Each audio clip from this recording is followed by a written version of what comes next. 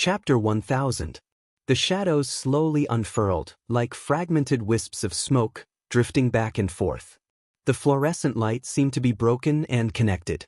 It was like spider silk in the forest, faintly forming a net. Luonen didn't want to give these phenomena a so-called figurative analogy.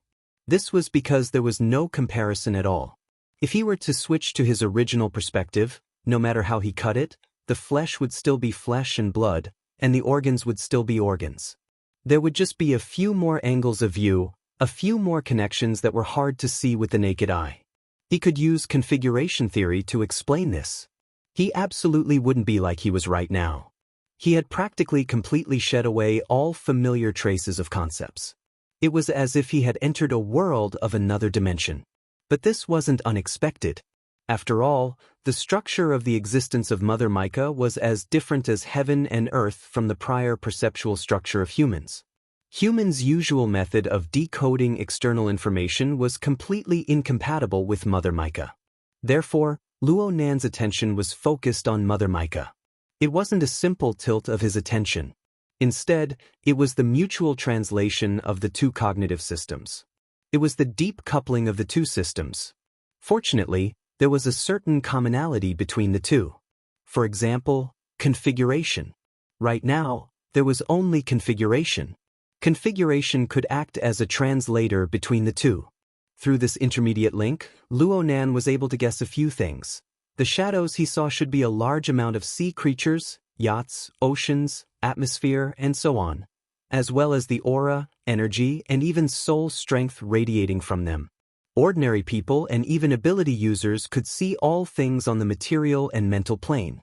They were nothing more than shadows and smoke in the background. Of course, there were a few details that differentiated them, but they weren't important. As for the fluorescent light that faintly formed a net, Luonan guessed that this should be the core connection structure of some sort of system. This could be explained using configuration theory or superconfiguration theory. But from the perspective of Mother Micah, Luonan could see the existence and direct results of the connections and effects. Luonan could faintly feel that what he had observed so far was only the tip of the iceberg of these fluorescent lines. There should be even more details in the deeper layers of visible fluorescent light. It was just that his current level of observation and segmentation wasn't quite enough. His understanding of Mother Micah's perspective and his proficiency in using it were lacking. He needed more time to adapt. When it came to adapting, there was nothing more effective than actual combat. At this moment, Mother Micah had basically trapped all of the hosts of the flesh dynamo cores that the cowards had sent to the surrounding seas.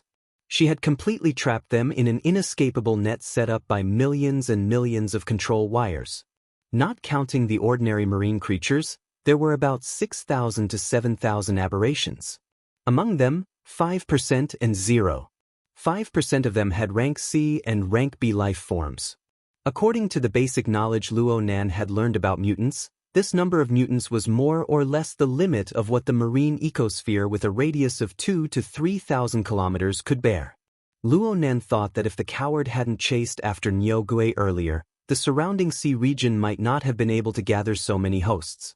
Nyogue was definitely going to be the scapegoat for today's troubles. However, this also meant that no matter how capable that coward was, it was impossible for him to mobilize more high-quality hosts to enter the deep-sea Evil Eye domain array in a short period of time. Luonan could be considered to have seen the peak of coward for a period of time. This could barely be considered a benefit. Since the inventory was complete and the numbers were clear, Luonan no longer had any reason to delay.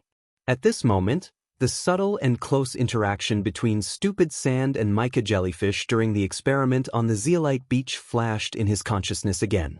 The vast majority of the results had already become the projection technique of the control wires. However, there was still a portion, the part where the control wires interfered with stupid sand's physical grains of sand. Luonan never verified it again due to some considerations. Actually, this shouldn't be the case. After all, Mother Micah's reference object, the magnetic photon Micah Mother, didn't merely use soul magnetization to control puppets. Mother Micah's terrifying ability included warping the plane of space and time, transcending worlds to summon powerful foreign species.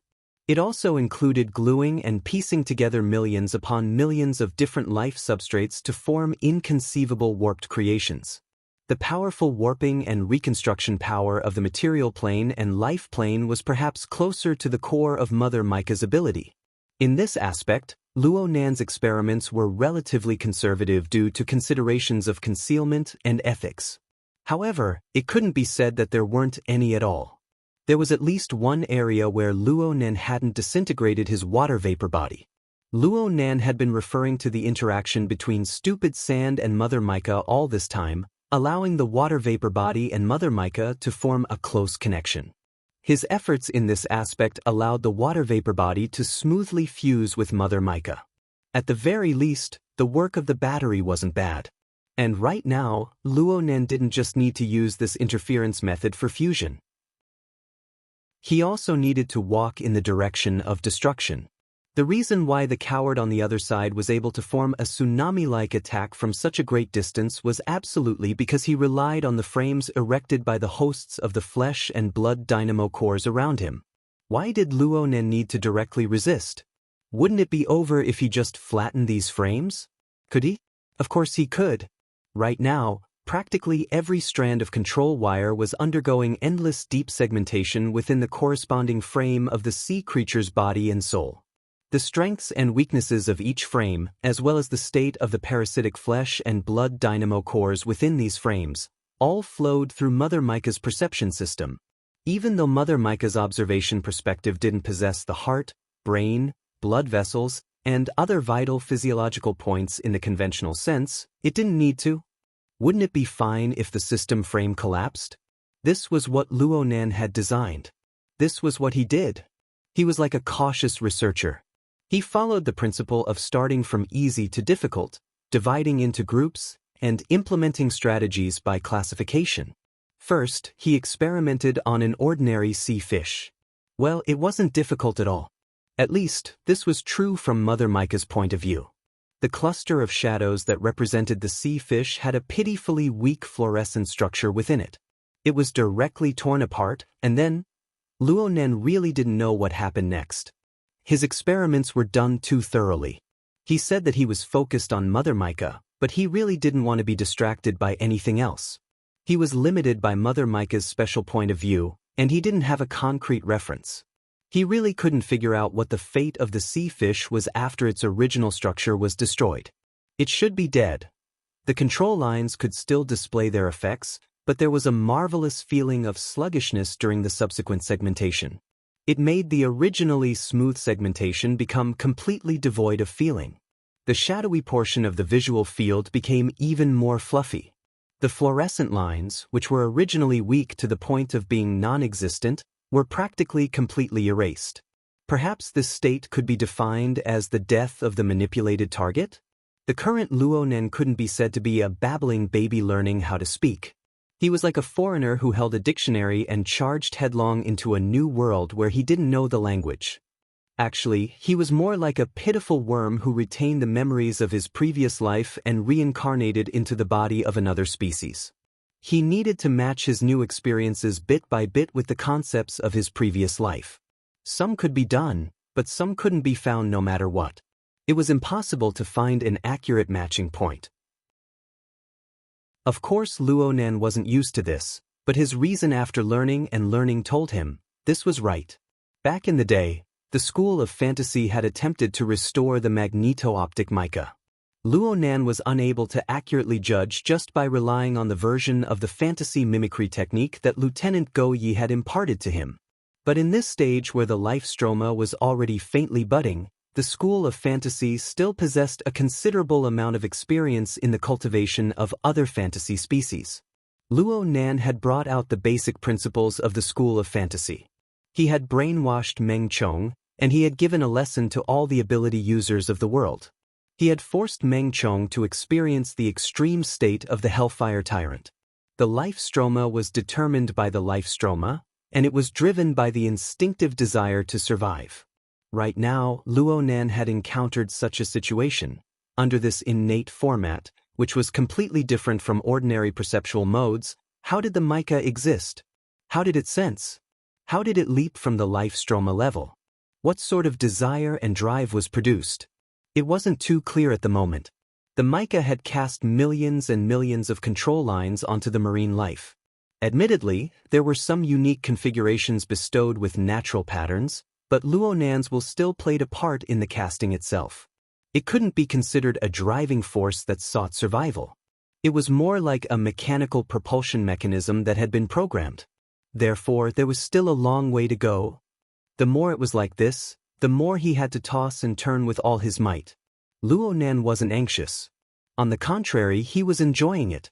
Wasn't the current experiment helping him quickly understand the scale delineation between life and death from the mica's point of view?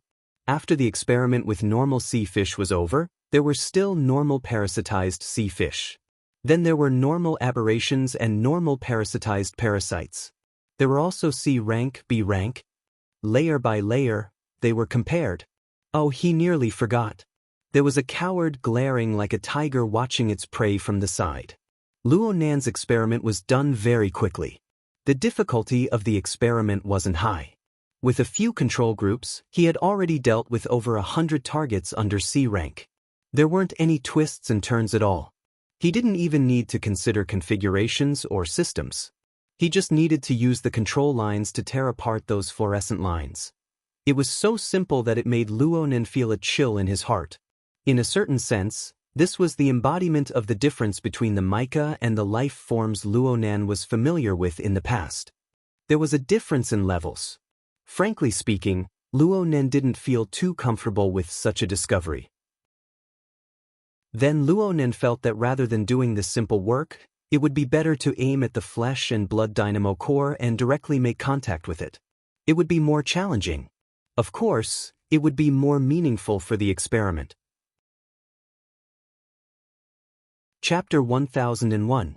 From the perspective of Mother Mica, the existence of the flesh and blood dynamo core was actually more conspicuous than the vast majority of marine life. It was independent of the host's relatively stretched fluorescent structure.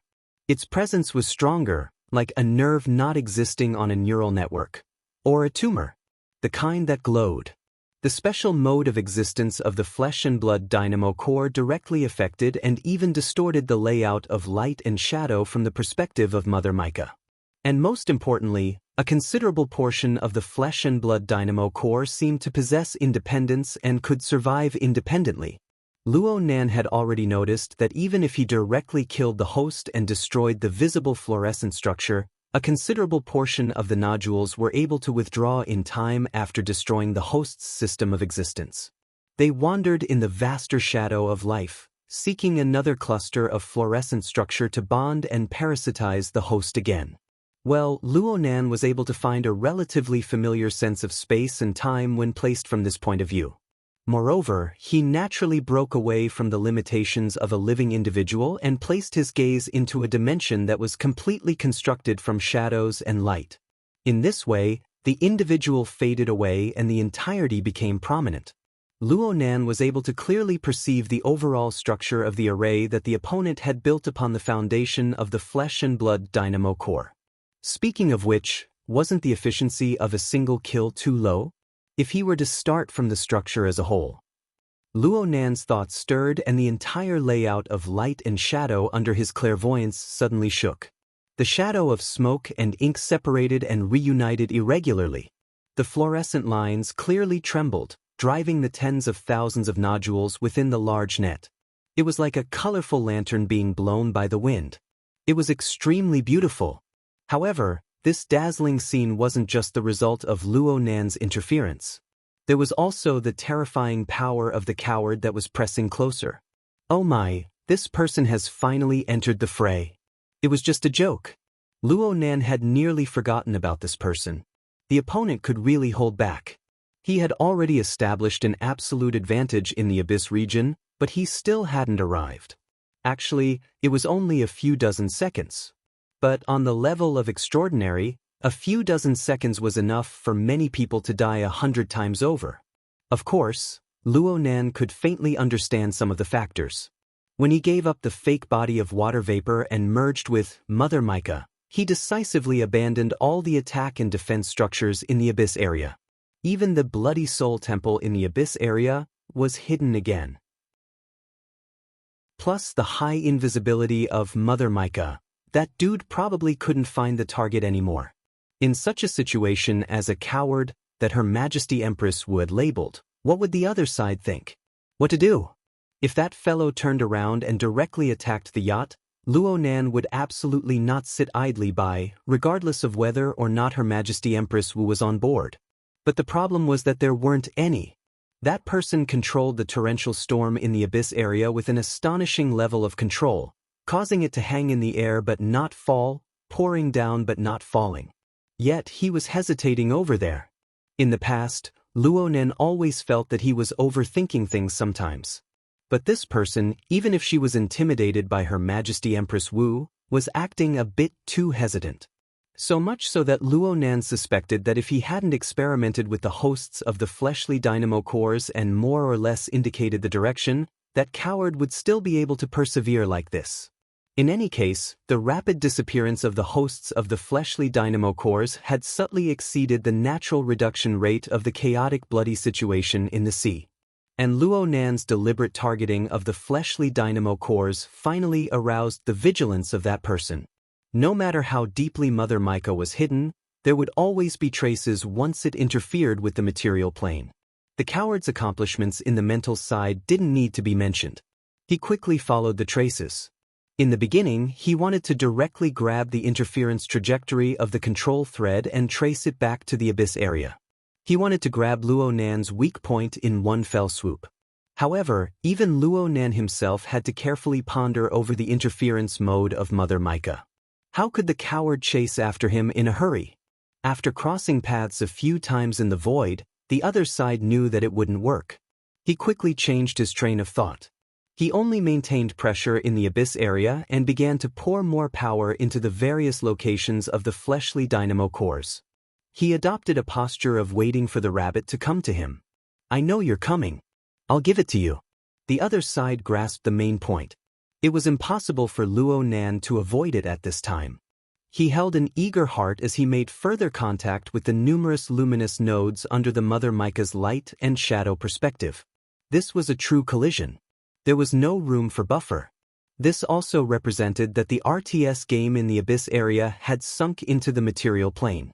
To be more precise, this was a battle for resources. The two warring sides were involved in every domain. In this level of conflict, Luo Nan actually held the initiative. This was because he was the one who chose the method of impact. This naturally led to the result of the impact. The collision between the two sides completely erupted from the start. The shaking affected the entire situation. Moreover, the range of influence and penetration on the system level made the impact more intense. The target bearing the impact became more fragile. From the Mother Micah's perspective, at least several hundred to nearly 1,000 fluorescent threads that represented the connection of life systems collapsed at the same time. The feeling of collapse was crisp, the range of connection was wide, and the speed at which they were transmitted to each other was fast. Even Luo Nan, who had already gone through several rounds of experimentation, was caught unprepared. So much so that he spent at least half of his energy forcefully tossing and turning to create a safe zone or isolation zone. He placed it horizontally around the yacht to prevent the aftermath of the impact from truly affecting Zhang Yingying and the others. Well, this was a stress reaction. It might not be necessary. This was because even with the Mother Micah's relatively chaotic observation method, it was easy to recognize that a certain region in the shadow should belong to Her Majesty Empress Wu's unique form of existence. There were a dozen bright and resplendent stars in the depths of the heavy shadow. They looked like a rapidly evolving star chart. They possessed their own orbit, and they radiated brilliant rays of light in all directions. They locked down an extremely stable shadow region. They basically encircled the yacht within. This was a bit like the result of Luo Nan's observation of the living starry sky, but it was more complex and nimble. It formed its own layout. Luo Nan could vaguely see that there were fluorescent lines between the dozen or so stars. However, the radiance of the stars was far too dazzling, and their orbit was far too complex. It was to the extent that the lines were blurry and ever-changing. It was hard to observe them a step further. Let's not talk about trying things out for now. It was just that Luo Nen didn't know if this phenomenon was possessed by all extraordinaries, or if it was exclusive to Her Majesty Empress Wu. Luo Nen divided his attention here for a moment, but he soon gathered it back together. He returned to the conflict and the experiment itself. The effects of the shaking continued in other areas outside of the yacht. Having lost the layer of restriction of fluorescent lines, the shadow region, which could represent all of humanity's perceptible objects, shook off even more loosely. It was to the point that the outlines of some individuals that could be barely seen and guessed became blurry and faded. It was as if all forms of existence were erased. Luo Nen didn't have the energy to think about the corresponding scene in reality for the time being. He could only confirm that when the shadow was stirred into even finer pieces, there were a few dozen or even 100 luminous nodes that couldn't avoid being instantly unhooked. They scattered in all directions. However, these luminous bodies, which represented the flesh and blood dynamo core, had an extremely strong existence. Even under these circumstances, the vast majority of them still maintained their integrity. They wandered within the diffused shadow, attempting to carry out a new parasitic cycle. Of course, the parasitic cycle from Micah's perspective didn't involve grabbing a piece of the shadow region and forcefully stuffing it in. Instead, Luo Nen had to hook onto the fluorescent lines that barely existed amidst the shaking and merge them into his new life system. This was by no means easy, and it caused a corner of the coward's long-range interference array to suddenly sink into chaos. That side clearly didn't catch Luo Nen's method of exerting force in time, so the efficiency of their response was quite low. Even though they didn't receive any damage, they still had to sort out the order of the array once more. They were still a bit flustered for a time. Luo Nen's first wave of attacks occupied an advantage, but it was just a surprise. The actual results of the battle weren't that great. However, the swimming and churning of the luminous nodes stimulated even more details. It also helped Luo Nen's increasingly mutated senses to touch upon even more and more complex details. Luo Nen faintly captured a sort of seemingly familiar rubbing effect within the surrounding environment of violent shaking. It could collapse at any time, and it could reform at any time. This kind of rubbing happened between the shadows of mind and matter, between two fluorescent systems that were originally unrelated. Gradually, it crossed the barriers and boundaries that humans were accustomed to, such as each other, virtual and real, body and soul, and so on. The originally simple connection suddenly became hundreds, thousands, and tens of thousands of times more complicated, forming an interaction that crossed multiple levels and dimensions at the same time. From a human's perspective of observation and thought, if one wanted to clearly understand the nature of this effect, which was exponentially increasing in complexity every second, one could practically spiral to the heavens on the spot. But from Micah's unique simplified perspective, this was nothing more than the splitting and merging of the shadows of the dark clouds and the collision and friction of the fluorescent framework. Although it was complex, it was still an observable object. More importantly, when the complexity of this series of changes reached a certain degree, the rubbing effect became even more abundant. Marvelous sparks burst forth from within. At first, they flickered in an instant, rising and falling in an unpredictable manner. Later on, they became wisps and wisps, faintly discernible. Later on, these sparks began to chase each other back and forth, interfering and colliding with each other. They wandered between the shadows and fluorescent light. Most of the time, they could only exist for an extremely short period of time. But even the blink of an eye was enough to produce a clear effect on the surrounding structure of light and shadow. The luminous nodes of the fleshly dynamo core could also form an effect on the surroundings. But when the two were compared, there was no comparison. Wherever these sparks appeared, the shadows that had just dispersed and the ruptured fluorescent light would seem to have fallen into a powerful force field. They would be forcibly and haphazardly twisted and pieced together. But soon, they would collapse and scatter once again due to improper operation. This made the chaotic situation even more chaotic.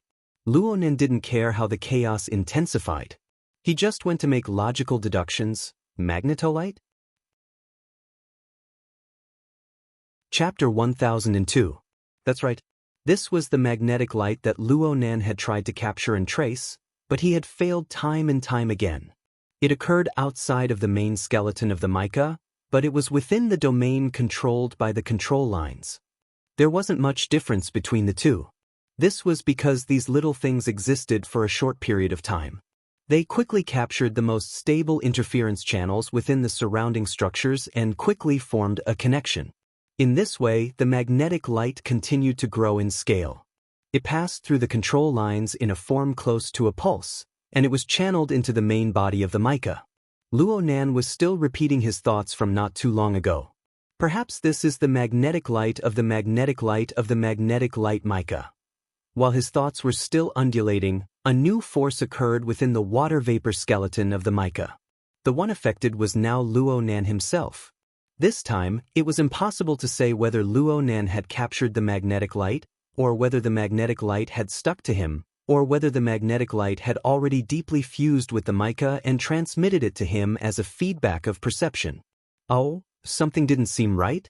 It was due to the marvelous force of the magnetic light that Luo Nan suddenly discovered that the two systems of the mica and the fake body, which he thought had already fused together, were actually separated from each other on a deeper level, even though they both belonged to the structure of water vapor. Their physical properties were already indistinguishable from each other. As for what it was no longer important. In the instant the magnetic light force appeared, that faintly discernible barrier was simply annihilated. The two systems were completely connected together. Luo Nan's thoughts suddenly became absent-minded. Then he discovered that the structure that had previously acted as a battery for the mica, the only function that the fake body of water vapor still had already been cleanly dissociated. Or it could be said that it had been absorbed cleanly by the structure of the mica. Right now, only a few core things remained. It was the imprint of Luo Nan's consciousness. It floated within the structure of the mica, about to fuse or not. This sort of change didn't harm Luo Nan. It was just baffling. Just as he was feeling baffled, this bit of imprint of consciousness suddenly stirred. It collided with something and instantly fused with it. His consciousness was still there, but it seemed to be wrapped in a layer of shell. It just moved in this way in the void. To be more precise, it was moving irregularly within the structure of the mica. What was going on? It was as if it had been fused into the magnetic light? To put it more precisely, the greatest possibility was that the imprint of Luo Nan's consciousness that Luo Nan left in this world was not Mother Cloud. Instead, it was fused together with the magnetic light that Mother Cloud used to transform into. Before Luo Nan could figure out the logic behind this, a new perceptual change appeared.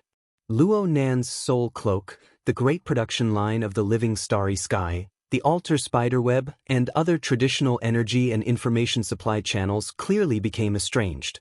One must know that this was the most important source of sustenance for the mica mother. The supply is still being provided, and the effectiveness is still effective, but it feels a little like scratching an itch through the boot. The bionic life structure of Mother Mica was clearly continuing to grow steadily, and its aura was growing more and more exuberant. But for some reason, Luo Nan very hungry, and he was getting hungrier and hungrier. What's going on? Stir-fry vegetables and make soup? In the cockpit of the yacht, Zhang Yingying's forehead was pressed against the glass, almost melting the surface, but at the same time, her fingertips were a little cold. Her mouth spoke in a relaxed manner, but her heart was twitching a bit abnormally. This was a natural physiological reaction to a few extremely stimulating situations. It was unknown when it started, but the surrounding waters of the yacht entered an extremely desperate and treacherous situation. It was hard for Zhang Yingying to accurately describe the situation. It was as if there was a layer of glass separating her from the chaos of the sea. There was an insurmountable barrier between her thoughts and the internal logic of the events before her eyes. Who could see two fishes that had gone out of control and collided with each other, sticking together. In that instant, their bodies, flesh, and blood completely lost their original nature. It was as if they were wax that had been melted, condensing into the most random shape upon meeting the cold. Such a scene was not an exception. Instead, it was happening in the waters surrounding the yacht. Zhang Yingying could see it happening every moment. There was no need for any collisions. The seemingly vigorous sea creatures that could rampage up and down the waves as they pleased inexplicably had their entire bodies collapse. It wasn't being torn apart, it wasn't being crushed, it wasn't exploding, it wasn't being burned, and so on. It was the complete collapse of the structure of their flesh and blood in an instant. Moreover, there was no trace of a strong external force. You couldn't say that it was the wind and waves on the sea that caused this, right? There were only vaguely visible conduction trajectories, like a terrible virus that broke out in a certain area and then spread rapidly at a terrible speed and intensity. In the steering cabin, the cabin wall blocked the view, and she couldn't see the panoramic view of the surrounding waters. She didn't know how far this terrible scene would spread before it ended. But she could see that at this time, in addition to the foam of the waves, the dregs and slurry of the flesh and blood were also swept up by the strong wind and huge waves. The bloody waves hit the yacht. Zhang Yingying felt that the damage was much higher than the previous battleship slicing sword. In fact, there were a lot of indescribable debris stuck to the windshield of the steering cabin. Then, it was swept away by the wind and waves, stuck to it again, and swept away again. The cycle repeated itself. Zhang Yingying adjusted herself and felt that her breathing had become shallow. Even so, there was still some fishy smell lingering at the tip of her nose. She knew that it was an illusion, but she still felt it. Who in the world is that? A devil? Zhang Yingying didn't have a clear target for conversation. She just vented her emotions. She never expected Her Majesty Empress Wu, who was steering the helm, to respond in the first instant. Yeah. You can ask later. Zhang Yingying blinked her eyes. She kept feeling that her boss's words had a hidden meaning, but she couldn't think too much about it right now. The battle situation in the surrounding waters far exceeded the scope of her understanding. She was even more worried. Luo Nan's water vapor body had disappeared. How was he going to fight against that so-called coward? How did such a hellish situation occur? I'll go out and take a look. Zhang Yingying really couldn't hold back. She leaped to the door of the steering cabin in 2 or 3 steps, but she hesitated for a moment. The out-of-control scene outside had an intense dissuading effect. But in the end, she gritted her teeth, opened the door, and went out. Meng Chong nodded toward Her Majesty Empress Wu and followed behind without a sound. Right now, Zhang Yingying really didn't have the courage to run to the front deck. She simply went to the top deck and stood at the highest point. This was also the position furthest away from the bloody waves. She raised her eyes and looked into the distance. She still couldn't see Luo Nan's figure between the sea and the sky. However, the dark clouds gathered together, and the winds and waves were high. They stirred the blood and flesh that rose and fell on the surface of the sea, rushing back and forth. They still possessed the destructive power to capsize the yacht at any time. Zhang Yingying didn't know how much of this was the power of nature, and how much of it was the clash of power between two extraordinaries. She just felt that she was standing at a relatively high place. She raised her eyes and saw a contradiction that made her feel uncomfortable. It was intense and sinister. It was berserk and ice-cold. It was as if there were incorporeal ghosts roaming and laughing on the surface of the sea. Perhaps it was because of this that the sea creatures in the surrounding waters, which had been fighting over food with each other not too long ago, began to dive frantically. It didn't matter if they lived in the layer of seawater or not. They all wanted to drill down, all for the sake of avoiding the virus in the atmosphere and within the remains of flesh and blood on the surface of the sea. But was it truly effective? The more Zhang Yingying thought, the more she couldn't find an answer. Instead, it burned her brain. Perhaps it was because of this that breathing became a bit difficult. Honestly speaking, after her field of vision was broadened, the situation in the surrounding waters became more vivid. The sense of crisis that followed grew stronger. So much so that she felt a bit regretful. Her legs felt a bit weak. She unconsciously emitted a brilliant spiritual light, making the white rainbow in her body activate its defensive mode. If the oncoming sea winds and waves really did carry a virus or something, that would be too hard to accept. At this moment, the familiar rhythm of footsteps entered her ears. Zhang Yingying turned her head in surprise. She saw a figure turn around at the entrance of the deck. It was Her Majesty Empress Wu, who had been staying in the cockpit all this time. "Boss?" Her Majesty Empress Wu slightly narrowed her eyes. She welcomed the oncoming gale and the damp, bloody air. She seemed to be sniffing something. Her expression was vivid, but it was hard to tell whether she liked or disliked it. 2 seconds later, Her Majesty Empress Wu turned her face. "If you're really afraid, then go back to the cabin." "I'm afraid?" Just a little bit. Besides, you're here, boss." Seeing Her Majesty Empress Wu, Zhang Yingying's mind immediately calmed down. Her mouth also began to become nimble. What was even more nimble than her mouth was her actions. Zhang Yingying directly ran to Her Majesty Empress Wu's side and tightly hugged the crook of her arm. "Boss, that guy is too much.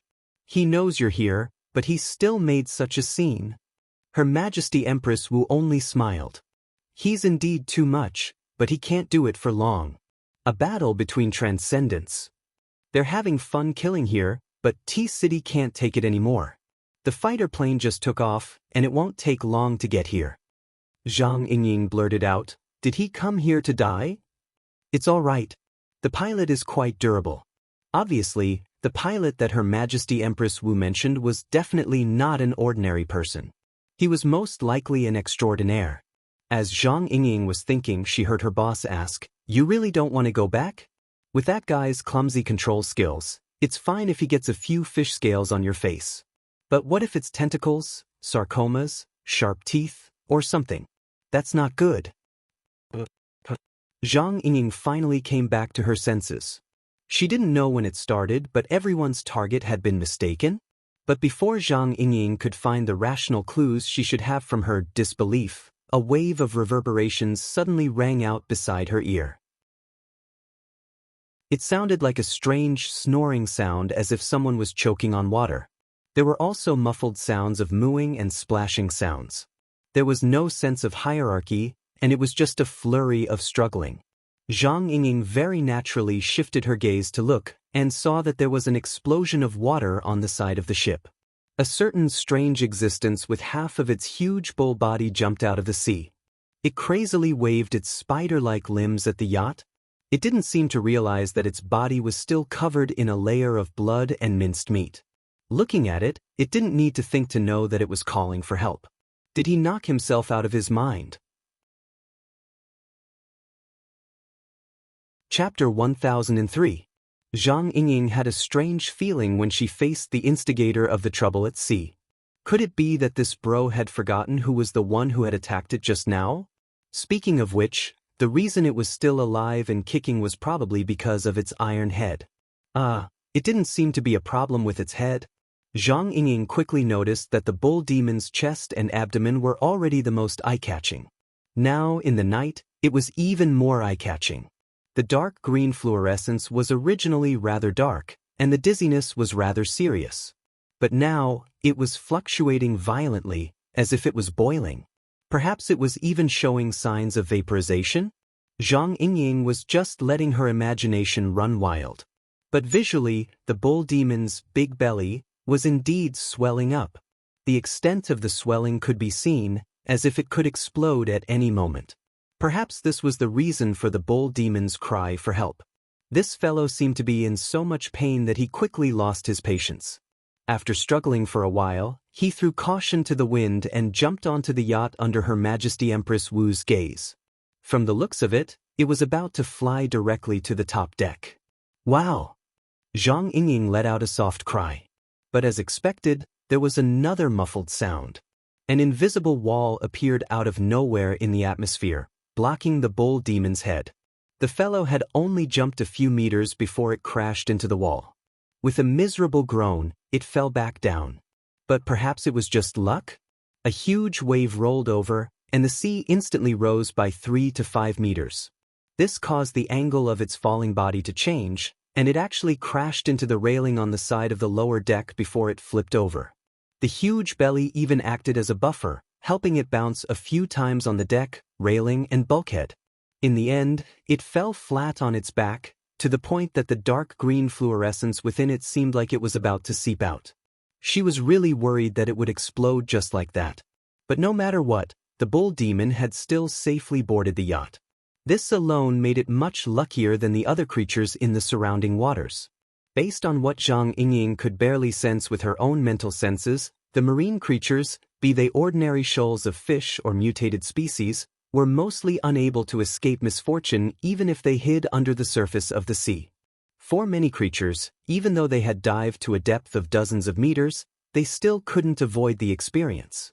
The air, the seawater, and the marine creatures themselves were cooperating to create blood-curdling flowers of flesh and blood, which were blossoming at various depths of the ocean one wave after another.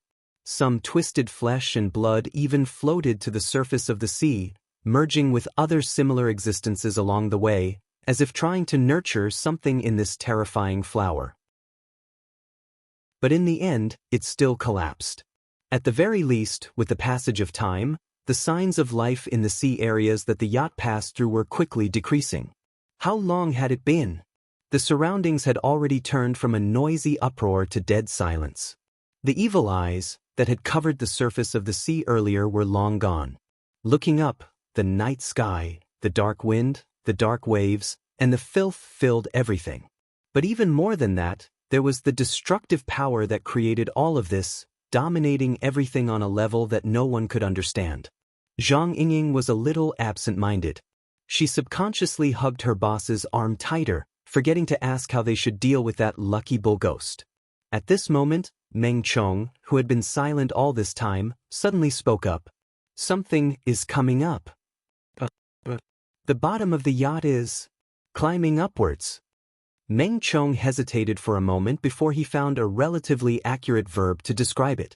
Zhang Yingying's spiritual sensing range was mainly for highly threatening targets and living things, similar to dynamic vision. Her other areas were more ordinary.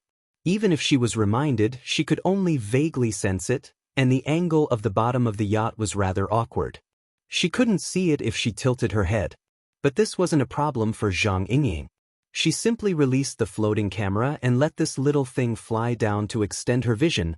A second later, Zhang Yingying regretted it. Because with the outstanding night vision of the floating camera, she could clearly see that there was actually a layer of membrane formed from blood and flesh. It spread all the way up the bottom of the yacht, as if it wanted to completely wrap up the high-speed hull and swallow it in one fell swoop. This layer of flesh and blood, which was still flowing with blood and flesh juice, was definitely pieced together from the broken remains of countless sea creatures. But what kind of monster would they be pieced together? Boss. Zhang Yingying's voice was a little out of tune. Her Majesty Empress Wu patted the back of her hand. What are you afraid of? It's not like it's targeting us. Then who is it targeting? Her Majesty Empress Wu smiled. There was already no need to answer. Roars came from below. The bull ghost, who had just caught its breath on the lower deck, felt as if its back was on fire. It began to crazily move its limbs again, hoping to adjust its posture so that it could climb to the upper deck of the yacht again. But at this time, its body, which had been as light as a feather, was completely dragged down by its bloated belly. It struggled to get up with its 8 legs facing the sky. But the membrane of flesh and blood was advancing at an astonishing speed. In a few breaths, it had quickly crept over the railing of the yacht, stuck to the lower deck, and approached the bull ghost. Zhang Yingying's eyelids twitched a few times. She watched the membrane of flesh and blood of an indescribable color start to swell and extend. It felt like an amoeba that had been magnified billions of times. It kept changing its shape, extending pseudopodia, and formed an encirclement structure to hunt. Its prey was undoubtedly the bull ghost. Seeing that it couldn't escape, the bull ghost actually let out a scream that sounded like a human's, but what use was it? Before the scream ended, it had already been stuck to the part of the membrane of flesh and blood that had extended out. First, it was its 2 limbs, then its back, before it was completely wrapped up. It was like a fat spider that had been tangled to death by a spider's web. It looked absurd and desperate. The membrane of flesh and blood was so powerful that the bull ghost's entire body was constricted and deformed. It seemed like it could explode at any time and then melt its broken limbs and flesh inside. Her Majesty Empress Wu still had no intention of intervening. Zhang Yingying felt that she was really going to have a nightmare tonight. Before she could let her imagination run wild, on the lower deck, a ghostly fluorescence suddenly increased in brightness.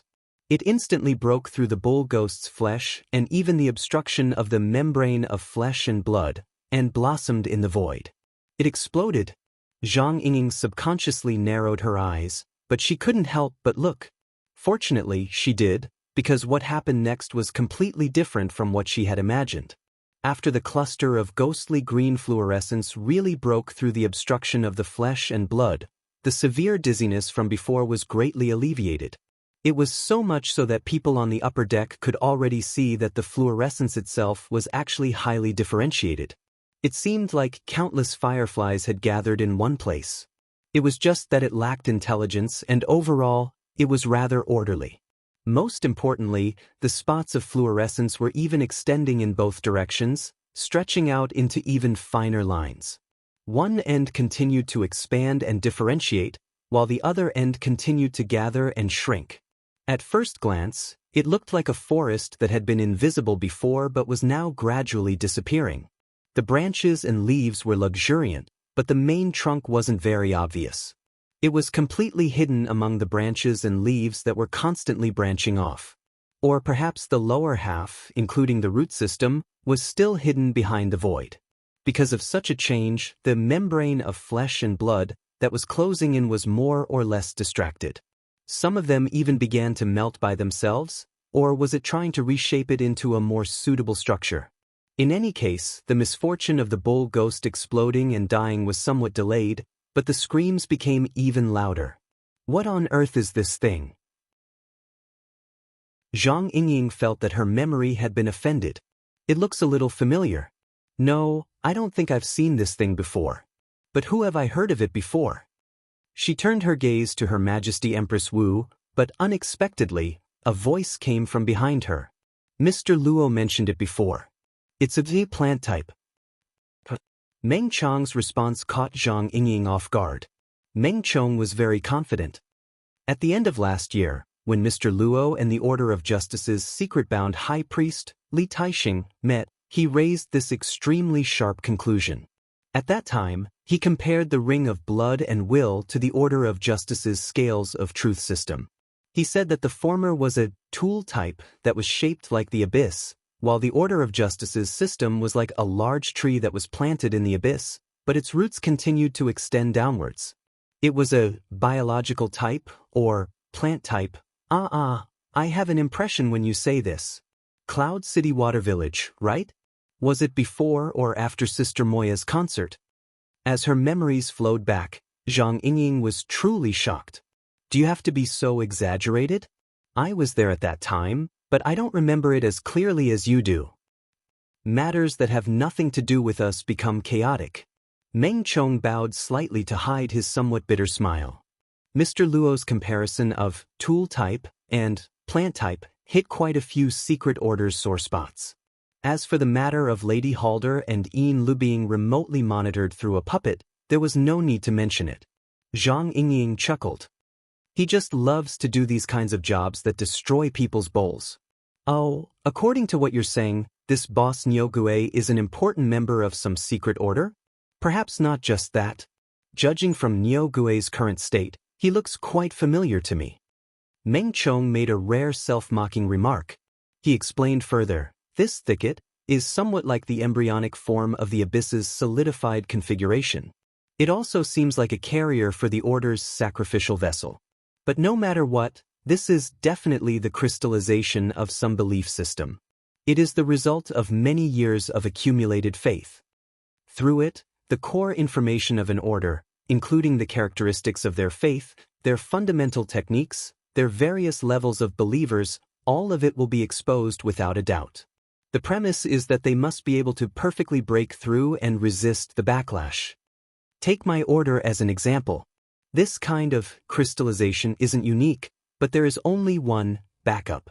If it is damaged or lost, it will truly be a serious injury to the bones. It will greatly damage our vitality. Of course, these are just the special characteristics of our idealistic order. As for the divine order, I don't dare to speak carelessly. Meng Chong thought of the human-faced arachnid when he said these words. The embryonic sacrificial vessel and the shepherd's imprint were lost in Xia City. He also thought of Elder Emo. Of course, this also included Luonan. There were some matters that really couldn't withstand pondering, but the passage of time made pondering over them meaningless. Zhang Yingying didn't know how complicated Meng Chong's state of mind was. She discussed the matter as it stood and immediately gave Niu Gui the final verdict. I've finally figured it out. Why was this brother able to attract so much trouble? She blinked her eyes as she spoke to this point. She turned around and sent a flattering smile. Boss, can you give me some guidance? Chapter 1004. Her Majesty Empress Wu's gaze did not move in the direction of the Niu Gui or the fluorescent trees at all. Instead, it was cast towards the dark, distant sea. It wasn't until Zhang Yingying began to shake her arm that she raised the corner of her lips slightly. I have no opinion on other people's trophies. It's just that if we want to snatch it completely, we might still have a chance. Don't be so cold. Why did Zhang Yingying want Her Majesty Empress Wu to open her mouth? Wasn't it because she wanted to take the opportunity to have Her Majesty Empress Wu intervene and quickly end this crazy battle? However, just as she was about to use the power of the 12th layer of the great art of acting spoiled, her heart suddenly tightened. Relying on her own mental sensing ability, Zhang Yingying couldn't sense too many details. She could only vaguely sense that the dual pressure that came from the material and mental planes had somehow turned into some kind of highly concentrated jet stream that suddenly streaked past her. Dangerous, extremely dangerous. The jet stream that streaked past was actually more like a long whip lashing through the void. It didn't really hit anyone, but just the loud whip flower and the whistling impact it brought could make people feel the heavy destructive power. In the frame of body and soul, the white rainbow hummed softly in response, but it was much slower. If he really wanted to target her, he would probably be dead by now. Zhang Yingying couldn't help but shiver. There was no doubt that this was a threat. For a moment, she thought that she had become a hostage. But she was aware of it. However, when he thought about Her Majesty Empress Wu beside him, he felt that it was unlikely. Zhang Yingying turned to look at her boss, but the latter had no intention of comforting her. As a matter of fact, Zhang Yingying couldn't help but follow his line of sight and look up at the sky. Only then did she realize that the dark clouds in the sky, which were almost pressing down on the surface of the sea, had unknowingly revealed a long, deep crack.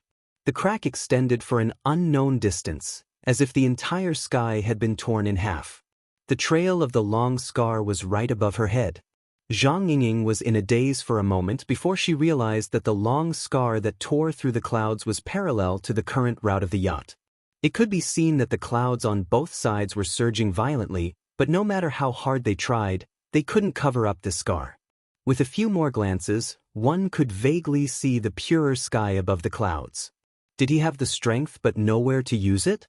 Zhang Yingying couldn't help but complain. She didn't even need to think to know that this kind of tyrannical impact, which was highly threatening to the passengers on the yacht, was definitely the enemy's method. A threat was a threat. At the very least, this kind of method was clearly understood.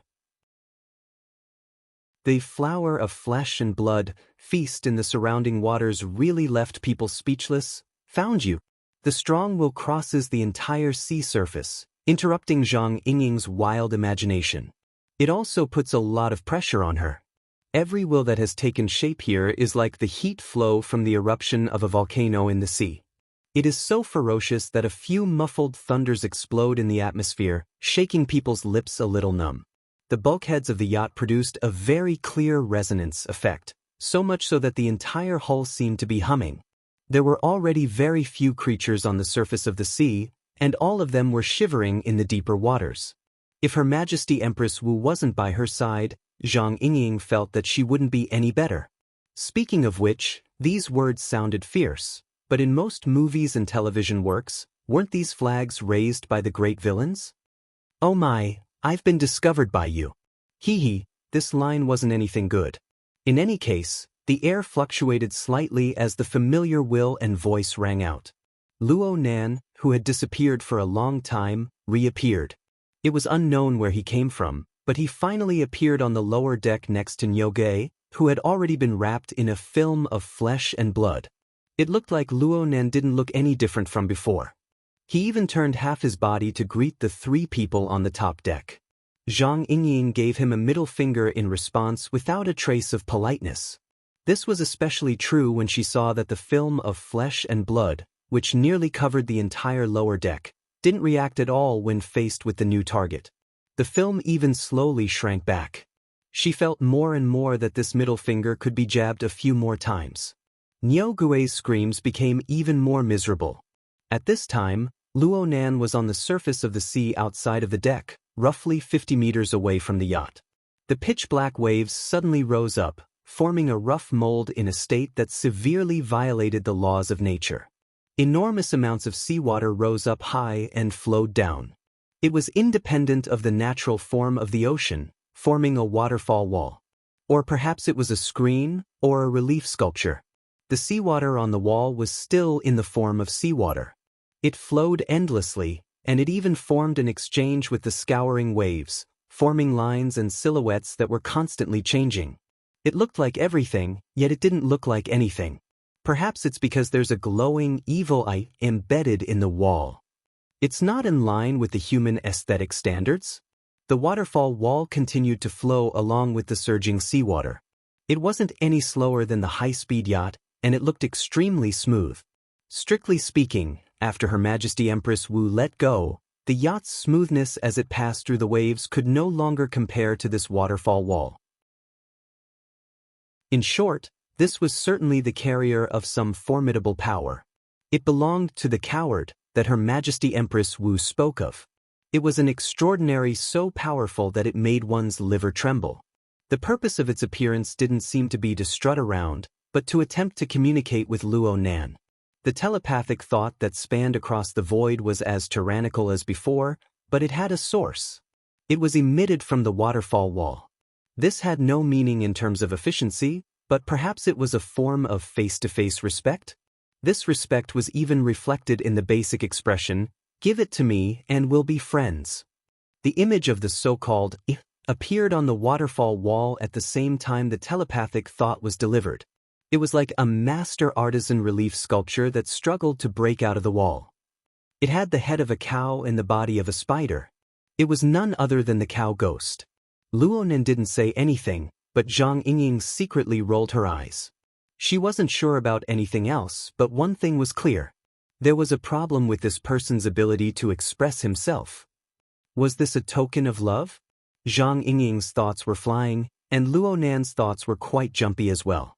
He replied in an incongruous manner, "Our hobbies are a bit similar." Only those who were familiar with Luo Nan could tell that he was referring to sketches and relief sculptures. They were both part of the plastic arts. The other side was certainly stupefied. Zhang Yingying covered her face with her hands. She felt that if these two were to continue talking, a great battle would certainly break out. But looking at it from another angle, it seemed that Luo Nan's mood was a lot more relaxed than before. Sure enough, after venting in a perverted manner, there would be positive emotional feedback? Reality seemed to verify Zhang Yingying's conjecture. Following Luo Nan's off-key response, the height of the waves instantly surged to the side of the yacht by 3 to 5 meters. It felt as if the waterfall wall above them was going to be thrown over and crush the yacht. As for the telepathic thought that was already sufficiently tyrannical, it became even more restless. It was to the point that Zhang Yingying needed to rein in her mind and do her utmost to avoid contact in order to avoid suffering from the backlash. "Hey, do you really want to shed all pretense of cordiality?" Luo Nan wasn't anxious at all. "Right now your fulcrums are becoming fewer and fewer. It's not too convenient to project power from a long distance, right? 1, 2, both are fine. Yes.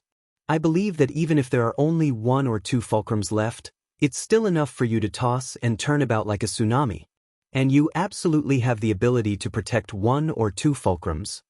But if you do this, you'll expose too many traces and clues. You're the one who's exposed." "Oh, I admit it." You found that thing inside the mist, and you even injured it. You cut it in half. You're ruthless enough. But I've decided to forgive you. This is because thanks to you, I just discovered that its importance isn't as important as I thought it was. The expression of Luo Nan's fake body was rich. Well, Zhang Yingying couldn't see it, but the movements of his body were extremely natural. Even though she clearly knew that it was fake, she couldn't find any unreal feeling from watching it collapse. On the contrary, Zhang Yingying, who was familiar with Luo Nan, could hear the overly exaggerated flavor of Luo Nan's tone of conversation. It was a bit like he was imitating a big shot from a movie. The current Luo Nan could basically beat all the powerful characters in movies and television works. Zhang Yingying's gaze swept over the surrounding sea, and her eyelids twitched a few times. Yes, the murder cases under his hands were enough. After some careful thought, it was quite a good match. Luo Nan didn't know that Zhang Yingying was giving him the title of Big Boss Butcher behind his back. Right now he was quite used to this attitude. He extended a hand, and his finger drew a few lines in the air that had unknown meanings. The lines faced the waterfall wall not too far away. Buddy, you've already used too much strength. The transmission trajectory is very clear. It's true that it's quite far, but do you want to make a bet? Let's have another long-range battle. It doesn't matter who wins or loses. I'll personally pay a visit to the third round of attacks. Bang! A muffled explosion of air exploded from Luo Nan's fingertips. The lines he had drawn just now had exploded once more. This time there was an improvement. His finger was saved. Luo Nan laughed. He finally stopped teasing Nyogue. This time he grasped the main point. He pointed at the struggling and howling Nyogue by his feet. Aren't you just interested in this fellow? It just so happens that I'm quite interested as well. We've already researched this before. Your eyes are wide open, but why do I feel that your analytical abilities aren't quite good enough? If you really could do it, then you wouldn't have followed him all the way here, and it would have been my turn to do it? I can do it much better than you. Luo Nan extended his hand and brushed past Nyogue's body as he spoke. There was an illusory thicket glowing with a dim light. He didn't know why, but the brightness over there had clearly exploded by a level. I feel that we can be a bit more honest. Actually, I'm not one to keep things to myself. If I can share something, I definitely won't be stingy. Everyone, please cooperate. I'll cooperate. I'll cooperate. An indistinct yet resounding scream exploded next to Luo Nan's feet. Luo Nan, who had the demeanor of a big boss, nearly gave it a kick. Zhang Yingying's cry of surprise represented the feelings of practically everyone present. Holy crap! Can talk. Chapter 1005. The one who spoke human words and took the initiative to surrender was none other than the flesh-skinned Nyogue. He had already been forcefully wrapped in the membrane of flesh and blood, and he had squeezed out the belief system crystal from his stomach. Right now, his 8 limbs were about to be severed once more. It seemed that he was more worried about his legs that were about to be severed. Zhang Yingying's curiosity was about to explode. The hovering camera immediately rushed over and fiercely took pictures. She wanted to let Nyogue speak a few more words, but she didn't know if the fellow's brain was damaged from fear or something. He only said the 3 words, "I'll cooperate," over and over again. The rest of his words reverted back to a muffled howl. He can't just say these 3 words, right? Zhang Yingying's train of thought took off once more. Then what kind of life did he lead before? Luo Nan's communication with the coward was interrupted by Nyogue's sudden voice. However, the attention of the 2 sides in the communication was naturally focused on this target, which could be considered the core of the problem. Luo Nan's actions were fine, but the evil eye that was faintly discernible within the flow of water on top of the waterfall wall several dozen meters away flourished with radiance in this instant. The radiance shone directly over, reflecting the intense intentions of Nyogue. It's useless. I couldn't even deal with the parasite when it moved to the side, let alone now. Of course, this is a good change. Being able to communicate means that I can absorb information more comprehensively and make judgments. Luo Nan's hand cut through the tree of nothingness above Nyogue once more. It was like a magician's work. This time, the dense fluorescence of the tree of nothingness dimmed once more. Its state of light seemed to be completely under Luo Nan's control. In this darkest state, an even more substantial chain of light shot out from Luo Nan's fingertip. It was like the most dazzling of lightning. It pierced through the branches of the thicket, then vanished without a trace. It was dazzling yet brief. Zhang Yingying watched Luo Nan perform his magic. She was about to see an illusion. She felt that the disappearance of the lightning did not seem to be extinguished. Instead, it seemed to have penetrated the barrier of the void and penetrated all the way from the treetop area to the root area hidden behind the void and penetrated even deeper. If this was a hallucination, then it was certainly Meng Chang's fault. The source was Luo Nan. The description of the plant type was bizarre and garrulous. It made one's imagination run wild. However, in the next moment, the bull ghost, who was still howling, suddenly felt his throat choking. He couldn't even spit out a complete syllable. Soon, his breathing became difficult, and his already huge bull eyes almost popped out of their sockets. Zhang Yingying thought that Luo Nan was going to make a move on Niu Gui because the membrane of flesh and blood was strangling him. But when she looked at it again, she realized that this wasn't the case. This thought was completely unreasonable. This time she was completely confused. Fortunately, Luo Nan withdrew his hand after a mere second. This allowed Niu Gui to catch his breath, and Luo Nan gave a simple explanation. After a deep segmentation of the system, the symptoms of rejection are quite obvious. The upper and lower pathways are not smooth.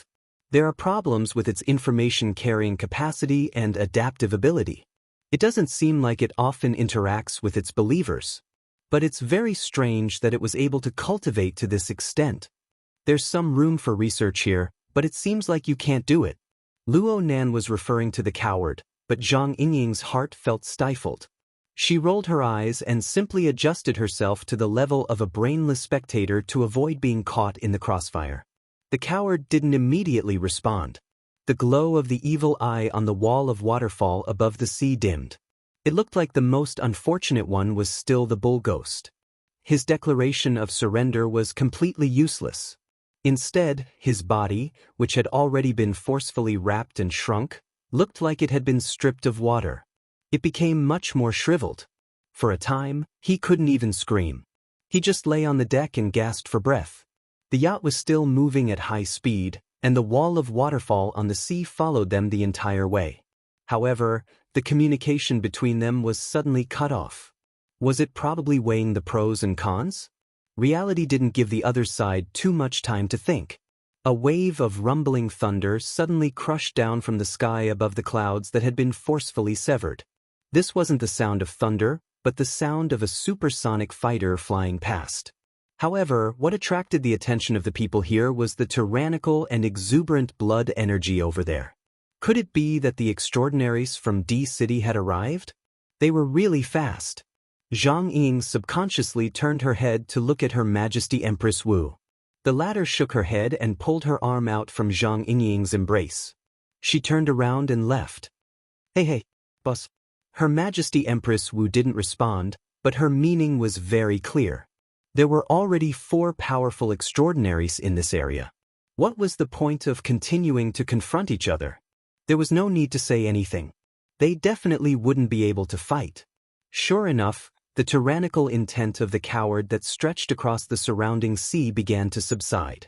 Correspondingly, the clouds in the sky clearly became a lot livelier. They began to gradually fill in the gaps in the center. However, what needed to be expressed had to be expressed. Words that needed to be said certainly wouldn't be missed. I'll keep an eye on you. Tell me that we're friends. Perhaps we'll drink a toast to our friendship very soon. It really wasn't easy. Big Brother Luo had established his persona. There was no more response from the other side. Only the evil eye on the waterfall wall was completely extinguished. Then the needed seawater scattered, striking the surface of the sea with a rumble. Luo Nan let out a breath. Before he could jump out of his persona, a fighter jet painted in matte gray pierced out from the depths of the clouds. It was less than 100 meters away from the surface of the sea. It whistled past the yacht diagonally. In the end, it even flapped its wings. Only the heavens knew what it meant. The fighter jet revealed itself for a moment. Then it flew into the depths of the ocean without looking back. Looking at its direction, it seemed to be going the same way as the yacht. "Who's this?" Big brother Luo instantly turned into a curious baby. He turned his head to look for Zhang Yingying for an answer. Zhang Yingying could only shrug in response.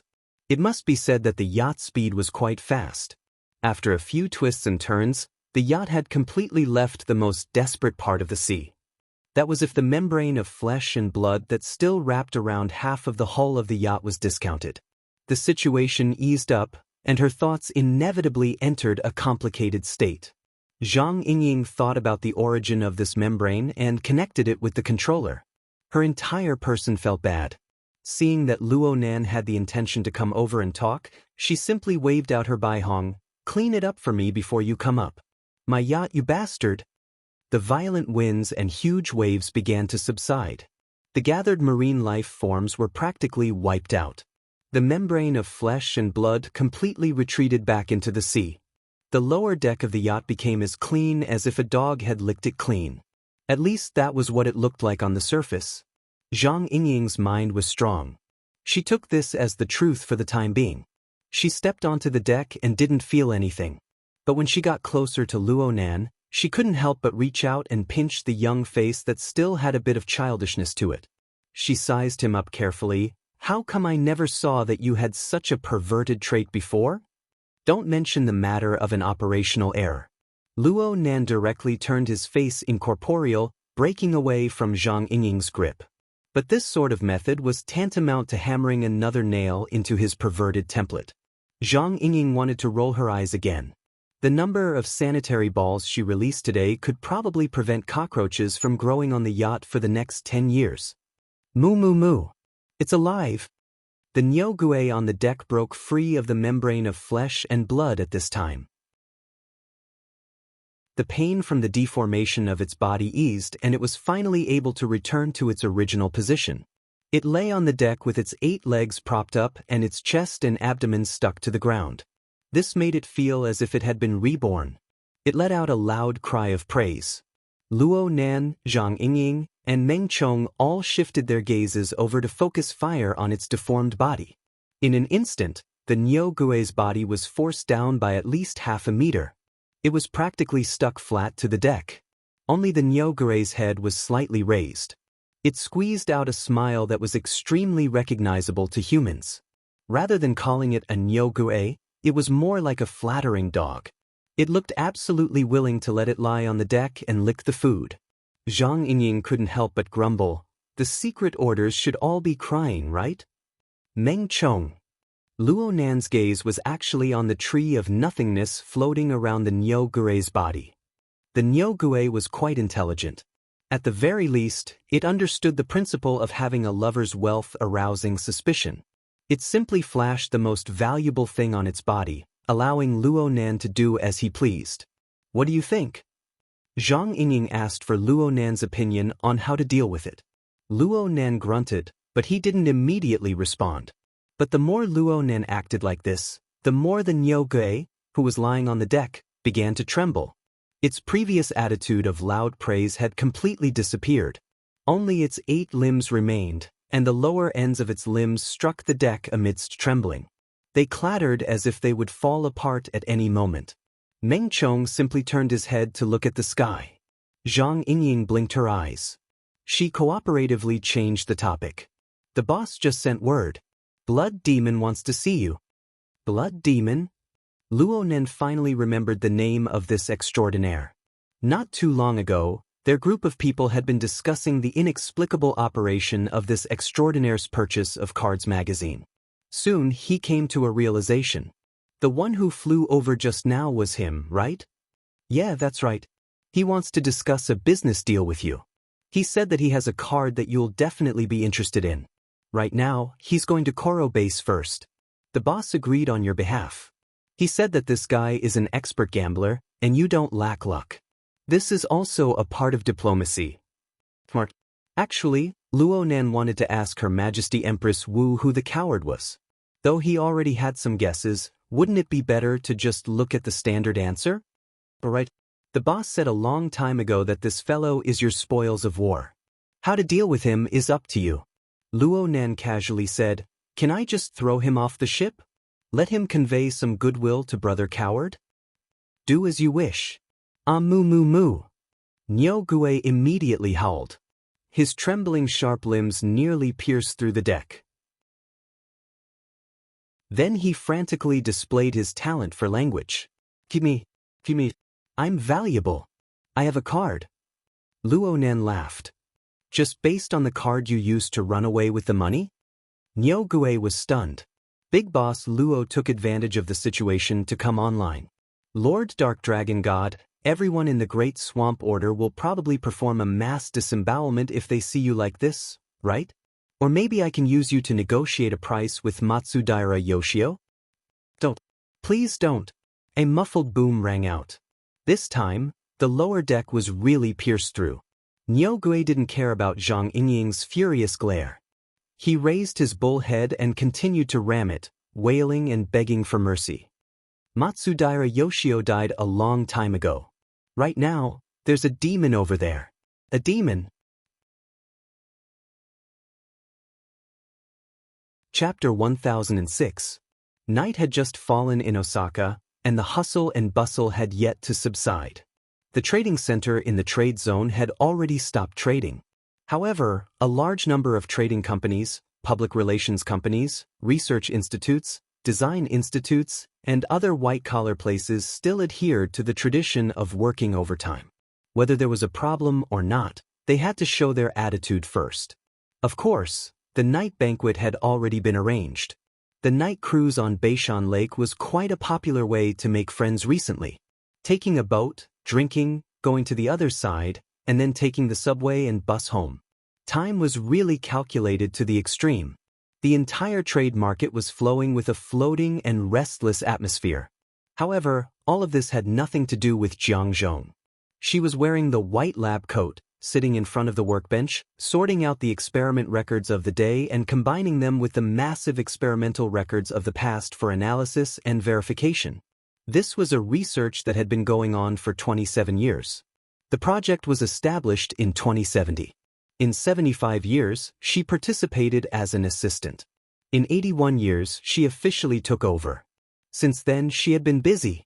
The best years of her youth, the most beautiful years, and the most ups and downs of her life were all integrated into it. Now, she was over 40 years old. For most researchers, it was about time for them to make some achievements, and she did have some achievements. However, in this main project, although there were occasional ups and downs, overall, it was still the same smooth line when she first took over. There was no trend of big ups and downs. At least, according to the standards of experimental design, this was correct. Jiang Zhong was not impatient. Even if she had such emotions before, they had long been polished over the past 20 years.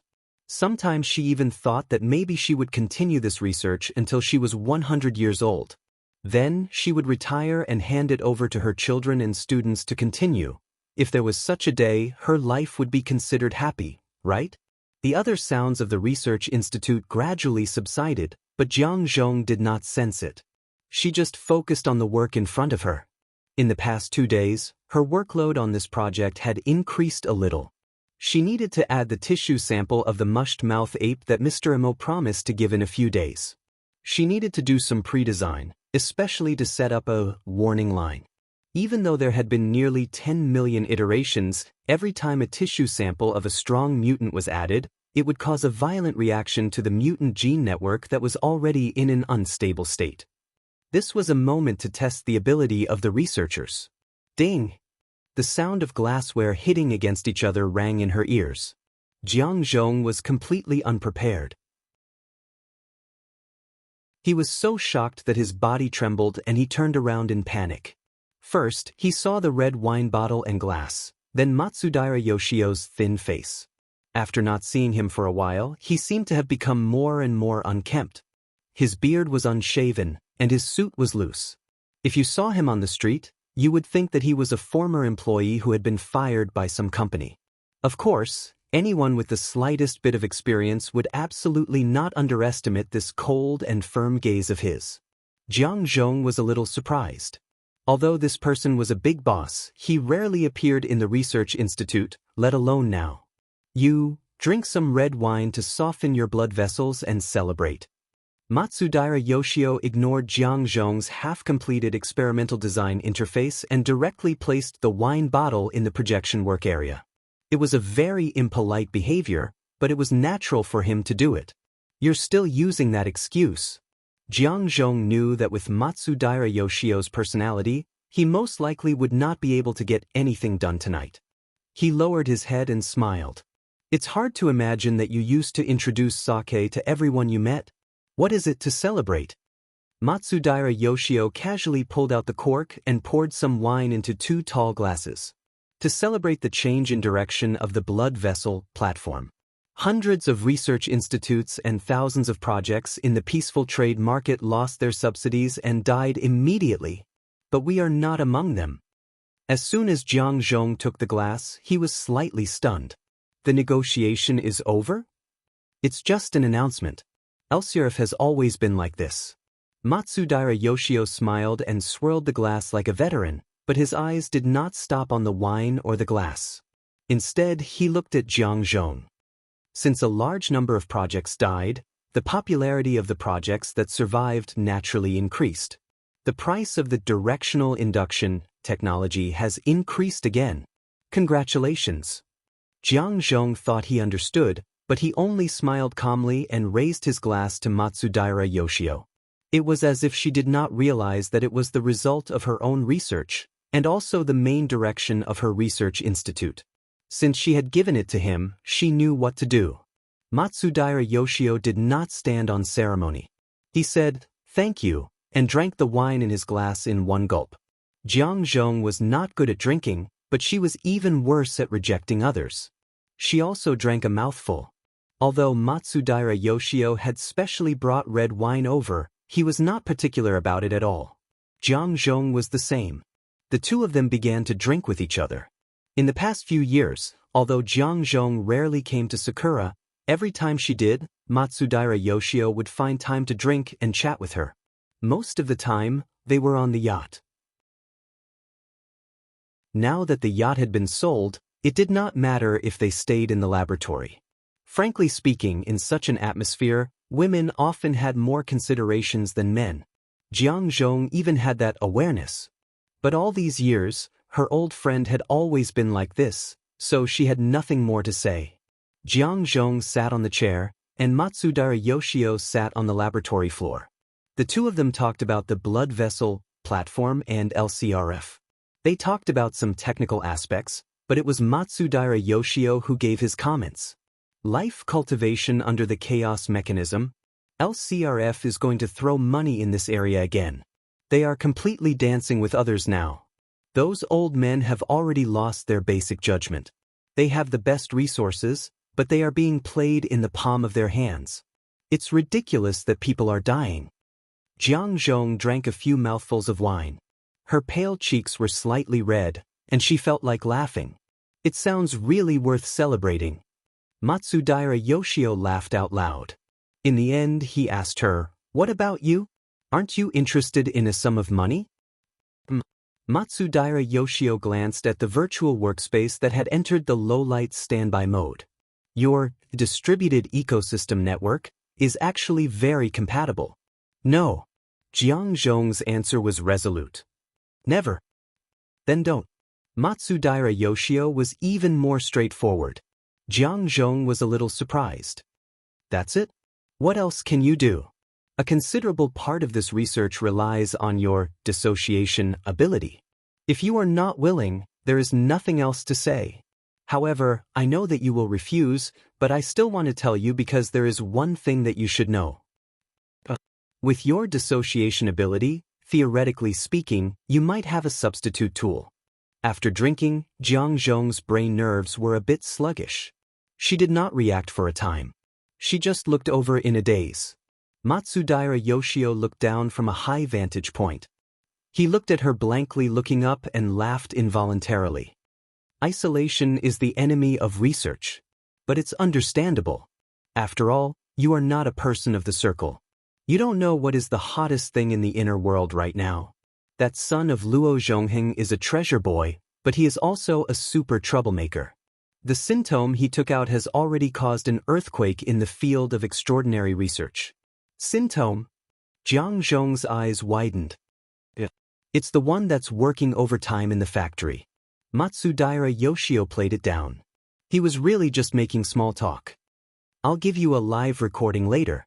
You can study it and see if there are any similarities or differences between it and dissociation.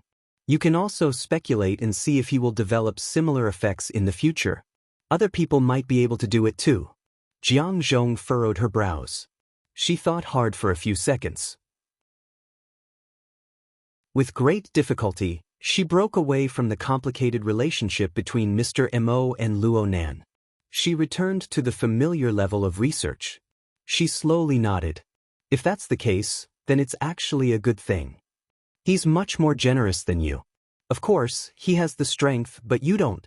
Speaking of which, Luo Nan is one of the thickest thighs in the world right now. He's even stronger than me.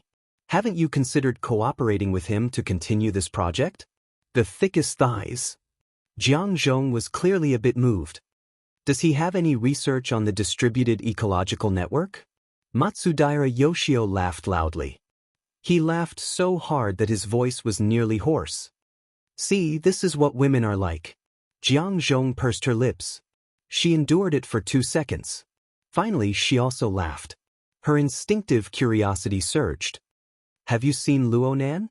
The last time I saw him, he was still a little kid. I've seen him.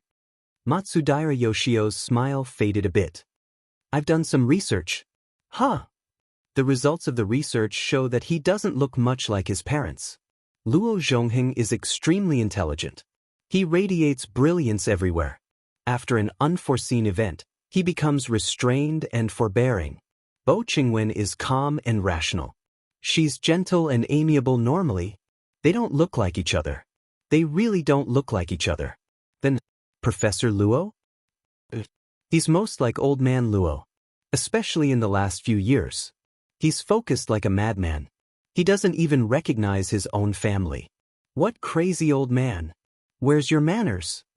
Jiang Zhong was a bit dissatisfied. You weren't like this before.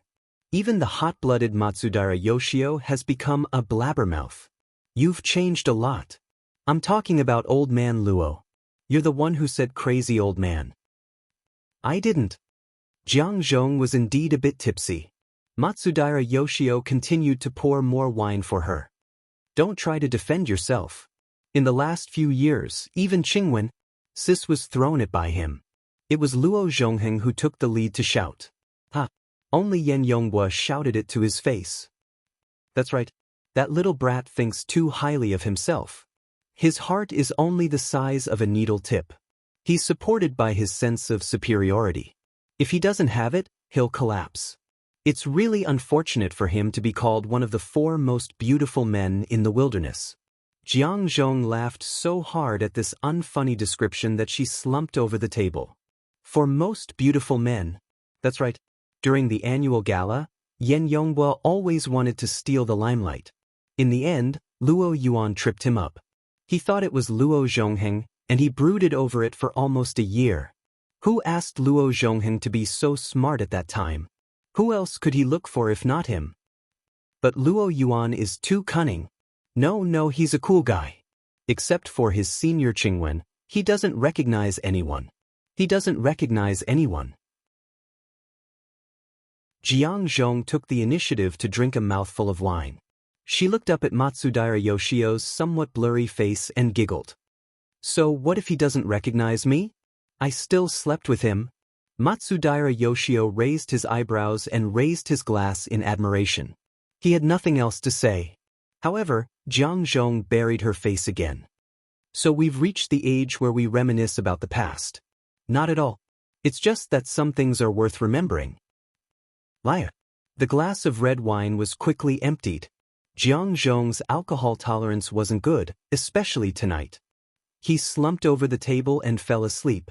Matsudaira Yoshio gently swirled the wine glass. A few drops of wine stuck to the side of the glass and swayed. His gaze was still fixed on Jiang Zhong. He quietly looked at his thin shoulders and messy hair, and the particularly dazzling strand of silvery white in between the hair. He frowned and stretched out his hand. With a skillful move, he plucked out the strand of white hair from its root and twirled it between his fingers. A few seconds later, the white hair seemed to have turned into a mercury-like liquid. It could no longer maintain its previous form and seeped into the skin of Matsudaira Yoshio's fingertips. Chapter 1007. By the time the sun hurried through the gaps between the clouds, casting its rays into the sea at a slight angle, the yacht Luo Nan and the others were on had already crossed the Tropic of Capricorn. Corer Base was already in sight ahead. It was T-City time, May 16, 2097, around 10 in the morning. Compared to modern aircraft, even a high-speed yacht was far too slow. They traveled at top speed the entire way, but they still spent 17 to 18 hours to cross 2,000 kilometers of ocean surface. Of course, there were also the effects of encountering storms along the way, as well as man-made variables. There were only 10 hours left until the high seas auction. Corer Base used to be the most important outpost base northeast of T-City. It was still the same. However, as the world government gradually entered a counteroffensive phase in the wilderness and even the ocean, the tight situation on the periphery was greatly alleviated. More and more commercial elements were slowly integrated into this formerly important military location. It was the area with the highest mercenary density in the world. It was the fishing area with the largest marine aberrations. It was the trading center with the highest frequency of transactions in the world for aberrations raw materials.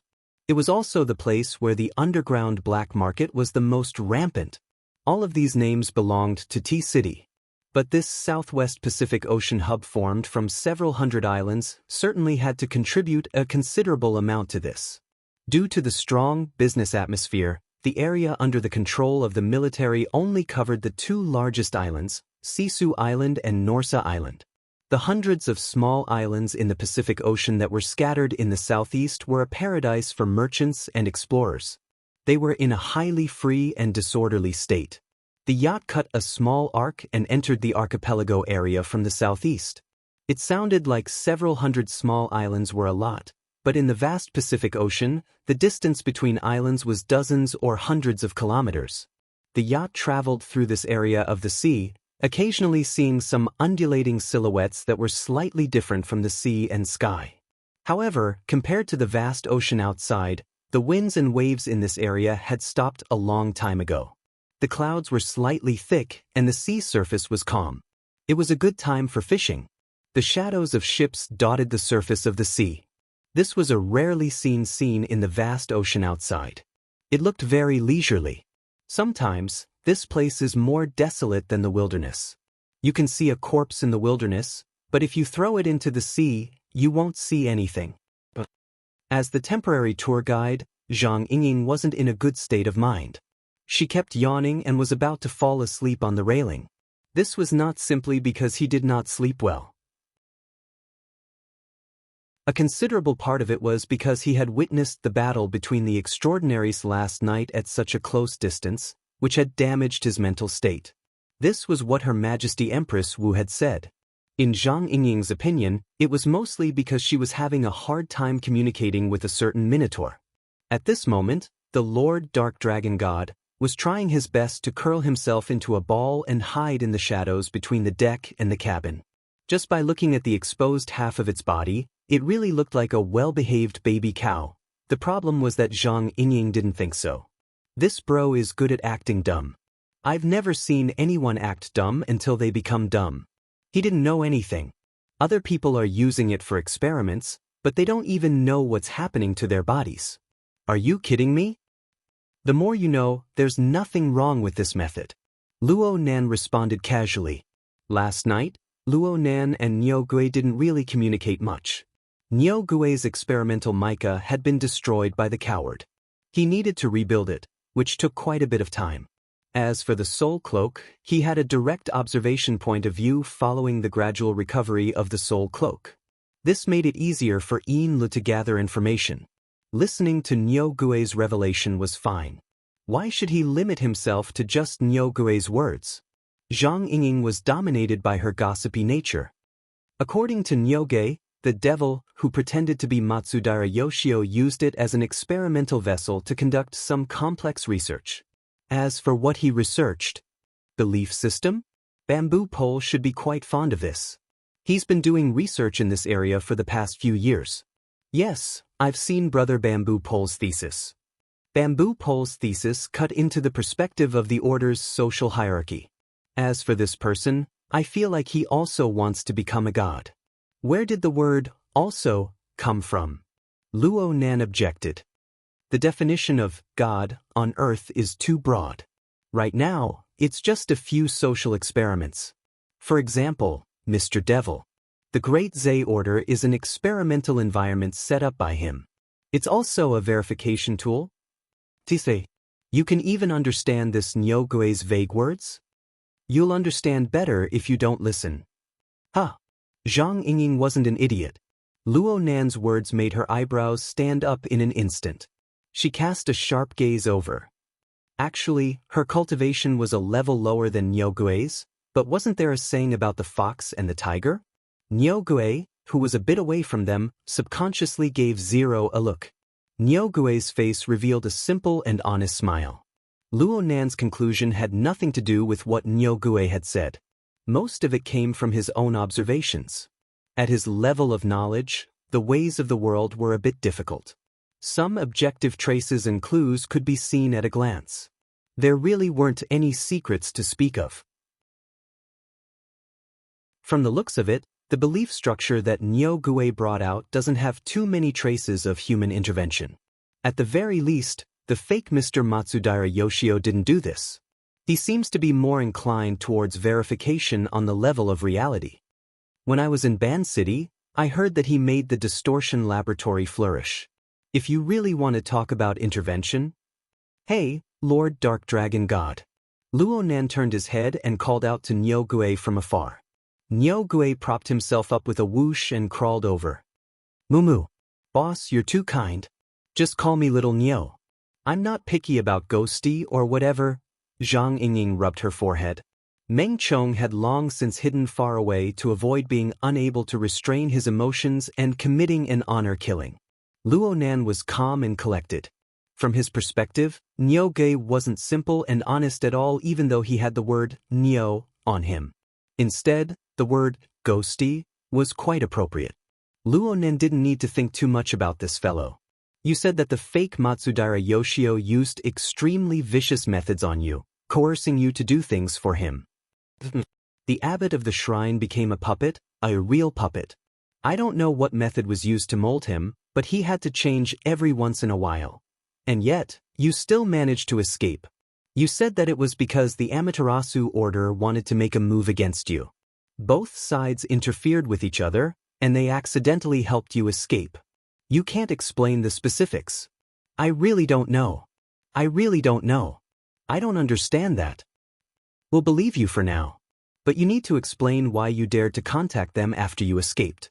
Why did you coerce the Great Marsh Order to sell ships and factories to support your expenses? I'm innocent. What expenses can I possibly have in my current state? Niu Gui had a sullen expression. You can see it for yourself. I've been eating and sleeping in the open all this way. My meat has almost become salty from being soaked in the sea.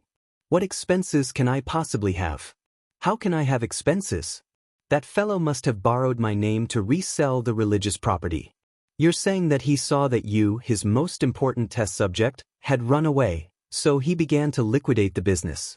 He doesn't want to play anymore? That's right. That must be it? Niu Gui's voice suddenly weakened. His voice was even wavering, because at this moment, Luo Nan reached out and pressed his head. Luo Nan didn't use much strength. It was like a prayer from some religious sections. Or he might as well just pat his pet's head. Niu Gui's hair was warm and a bit fluffy. It felt good to the touch. However, compared to Luo Nan, Niu Gui's feelings were more direct and more indescribable. He was a bit confused at first. But soon, his head, shoulders, and even his entire body began to tremble uncontrollably. especially when he saw Luo Nan's gaze. He couldn't discern the direction of his emotions. He couldn't control his reaction no matter what. Moo moo moo moo. Let me add a few words. A strange feeling slowly seeped down from the top of his head before he could turn around. Yes, it was seeping. It was as if there was a cool air current that ignored the barrier between his scalp and his skull. It blew straight into his skull from the outside. It was also at this time that some debris fell from the top of its head. That texture. No matter what, Nyogue was still the dark dragon god that had been worshipped by people for many years. His perceptive abilities were very strong. After the initial panic, the situation above his head was naturally reflected in his mind. Horns. On top of his head, the pair of horns, which were approximately the length of an adult's palm, had inexplicably disintegrated. Not even a stubble was left behind. This was very normal. This was because the tendency of disintegration had never stopped. After disposing of the horns, it smoothly and naturally acted on his scalp and below. His skull had already begun to crackle. So there really was wind. The sea breeze had blown in. It had blown into his brain. Nyogue's entire body was trembling, but at the same time, it was as hard as a statue. His throat was completely unable to form a sentence. Only vague syllables leapt out and sprayed out along with snot and tears. Luo Nan let go of his hand, but the disintegration phenomenon that he had created was still continuing. Moreover, it steadily spread below Nyogue's skull. Zhang Yingying, who was next to him, had subconsciously held her breath. There are two reasons. Luo Nan raised two fingers in front of Nyogue's eyes. First, right now I'm pondering how to negotiate with people. As the saying goes, the business world is like a battlefield. I've fought a war before, but I'm still not too familiar with how to face the enemy at the other end of the negotiation table. It shouldn't be my problem that you took the initiative to jump in and play the role. Second, I just comprehended a new ability yesterday. I need an opponent to practice with.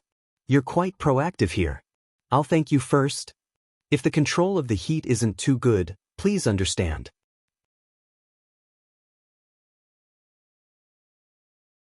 Chapter 1008. After entering the Tropic of Capricorn, the airflow on the Pacific Ocean was actually very warm. It was wrapped in abundant water vapor and lingered around the yacht. It also carried the aura of the creatures on the surrounding islands. In this kind of air, it should have been a very pleasant thing. But Nyogue didn't feel this at all, not at all. For it, even the tiniest disturbance in the outside world was a demonic wind that could blow into its broken body and bring fatal infection and damage to it at any time. Or, if the wind was a little stronger, it would be blown away. It was now completely overwhelmed by emotions, and nothing could be hidden, even the outline of a bull's head. Luo Nan comforted it. You don't need to worry too much. If nothing goes wrong, this new move of mine will maintain the structure of your survival system as much as possible. It will prepare for the subsequent magnetic bonding. Even if it's a little too small, doesn't your faith system crystal have the ability to repair it? At present, the illusory tree grove had indeed been temporarily placed back in Ox Ghost's abdomen. After all, there wasn't a better storage area than there, and it wasn't very bright during the day. The problem was that Nyogue did not feel comforted at all. At this moment, it couldn't help but think of the blooming flowers of flesh and blood in the violent winds and huge waves last night. To hell with maintaining the structure. What the F*CK was magnetic bonding. Among the hundreds of thousands of sea creatures on the surface of the sea last night, which one of them had a complete structure? And who would glue it back together? Oh, there's still the matter of adhesion. Do I have to become that flesh membrane that keeps spreading out? The soil that gave birth to fear was never just an imagination, but also the seeds of actual experience, as well as the fertilizer that had already been buried. The bull demon was truly terrified.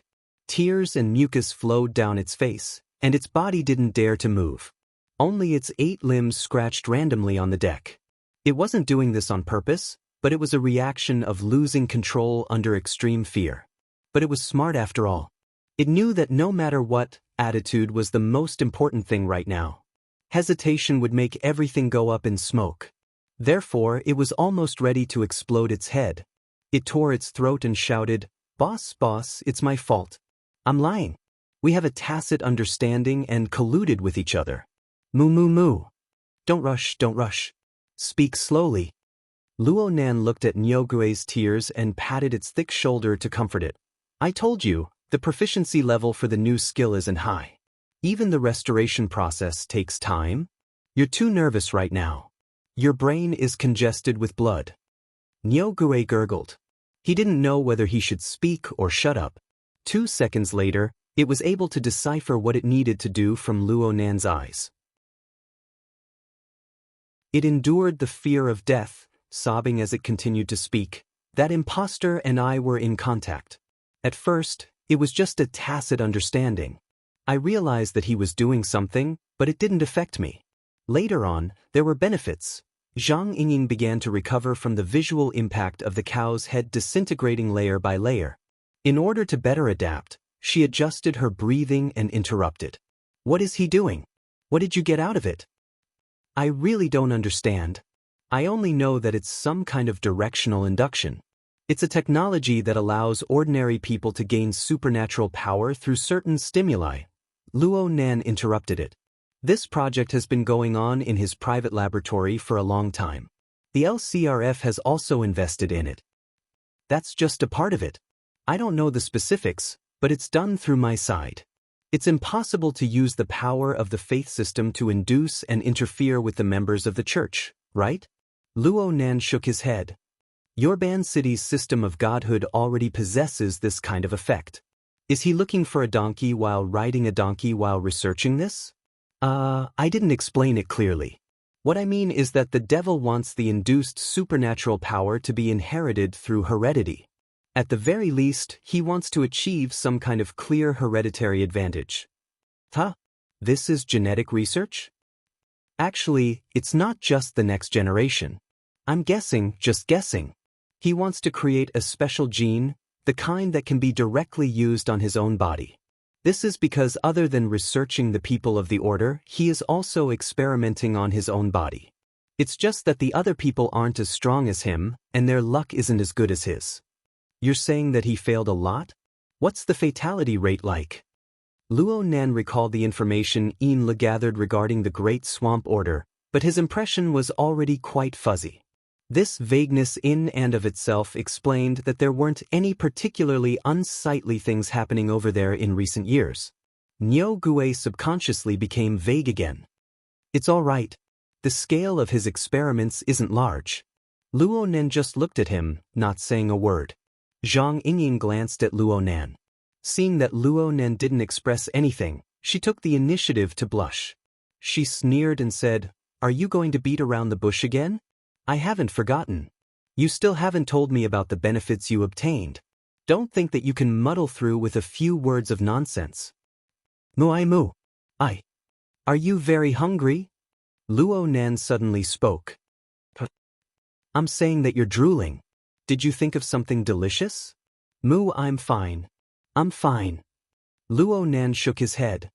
"You crossed the Pacific Ocean, ate the wind and slept in the open, and you were targeted by extraordinaries.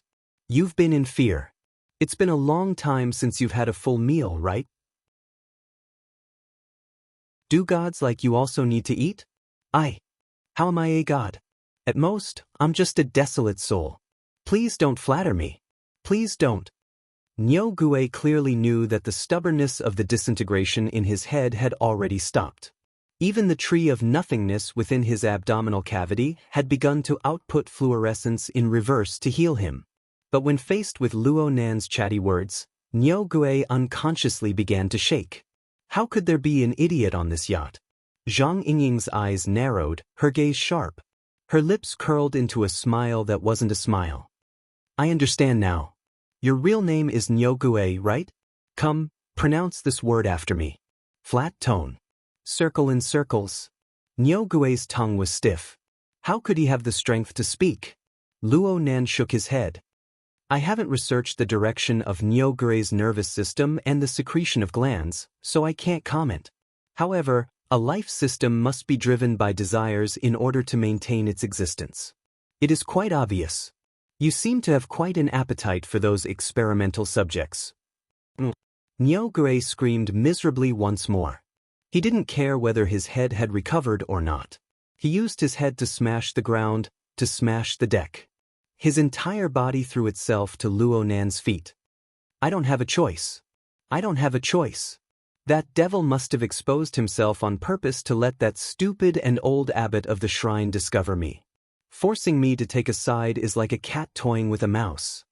The Amaterasu order wants to incorporate all the so-called gods of Ban City into the system of the Great Divine Treasury. They don't give us any way out at all. And those cowards of the Great Zay order are just waiting for death. I can't accept this. Bus. Yes, I'm still delusional enough to clear my name. But this is the effect of my undead sense of shame. It's howling in grief right now. Bus. Nyo-gure wailed loudly. Tears and snot flowed down his face. Zhang Yingying's floating camera could record this scene and he could participate in a performance competition. He might even win a prize. Zhang Yingying didn't say anything after the facts were clear. No matter what kind of actions Nyo-gure had committed, Luo Nan would be the one to decide how to deal with him. Moreover, it was clear that this Mr. Nyo-gure was hiding quite a few things in his stomach. So you're admitting that you and that fake Matsudara Yoshio are allies in a certain sense. Luo Nan's tone was very calm. It seemed that he wasn't affected by Nyo-gure's actions at all. He was just stating the facts. Since we're allies, did you get his permission to run away? Well, I ran away first and he didn't stop me. I thought that the Amaterasu order was really going to make a move.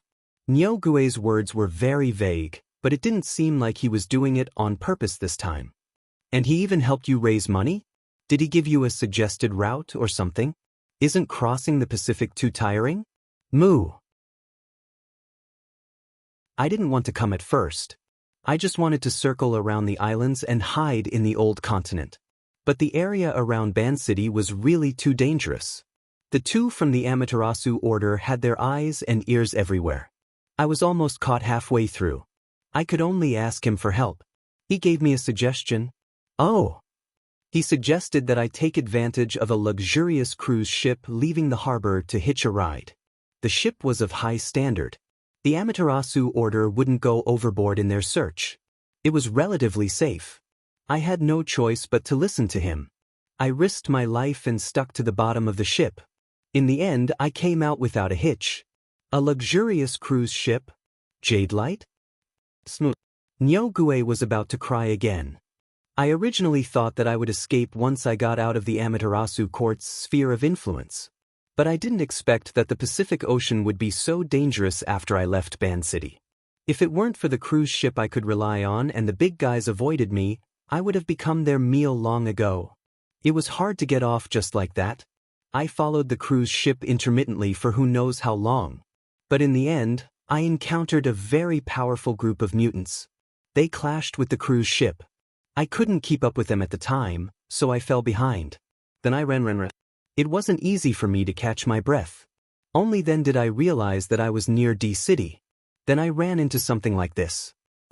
When I saw Her Majesty Empress Wu, I thought I was saved. I really was saved. I was saved. Nyo-gure rambled on. He had the tendency to expand his adventure into a long story. Zhang Yingying was curious. You know my boss? She had asked a similar question to Her Majesty Empress Wu last night. But she was brushed off by the insincere excuse of beauty and reputation. Nyo-gure went, "Th." His eyeballs swiveled and he began to stammer. Zhang Yingying looked at Luo Nan and shrugged. She didn't press him any further. Soon, she turned her head to look at the top deck. Her Majesty Empress Wu was drinking tea and reading under the awning. She certainly knew of the progress here, but she didn't say anything.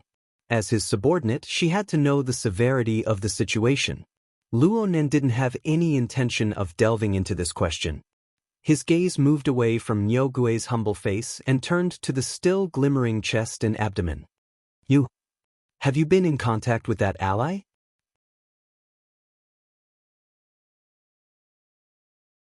Chapter 1009. How is that possible? Nyo-gure looked as if he had heard a fantasy story. This damned belief system. Maintaining a distance of 3 to 4,000 kilometers is the limit. Luonen didn't say anything else. He just looked at Nyogue. Nyogue swallowed his saliva and pretended to have accidentally stopped breathing. He hurriedly continued, Sometimes. Sometimes it's possible, but it's really difficult. I can't do it 7 or 8 out of 10 times when I take the initiative to contact him. What about him? It seems like the success rate isn't that high. Even if it is, the limit is 4,000 kilometers. It can radiate to the south of the equator. Luonen gave Nyogue a lesson, who had already lost the concept of time and distance. Then he asked unhurriedly, You should be constantly asking him for help during your contact, right?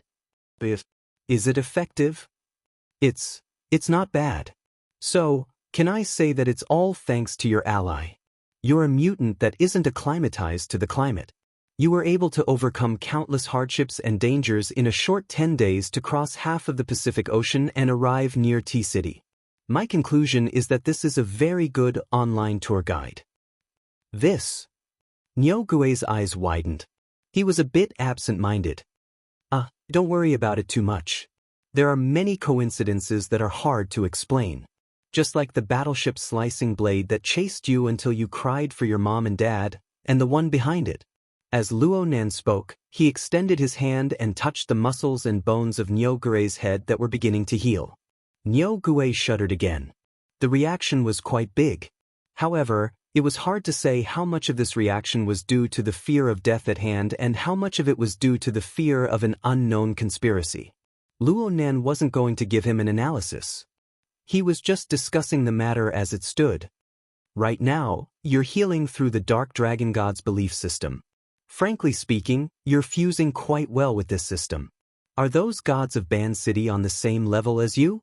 Or are you a special case of a win-win cooperation? Nyogue went, for a long time, unable to answer. This kind of healing method is a bit slow. The risk of infection will increase. Plus, you probably won't be able to recover your horns. They look weird. If you agree, I can help you. No, there's no need. Nyogue wished he could bang his head against the deck again to show that he was fine. Boss, your time is precious. I really can't trouble you.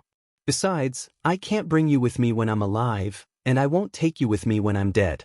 It's not a big deal even if I lose 2 horns, Zhang Yingyin chuckled. He's helping you out of goodwill. If you don't give him face, he might flip out. Nyogue didn't say anything. He just buried his head and pretended to be dead.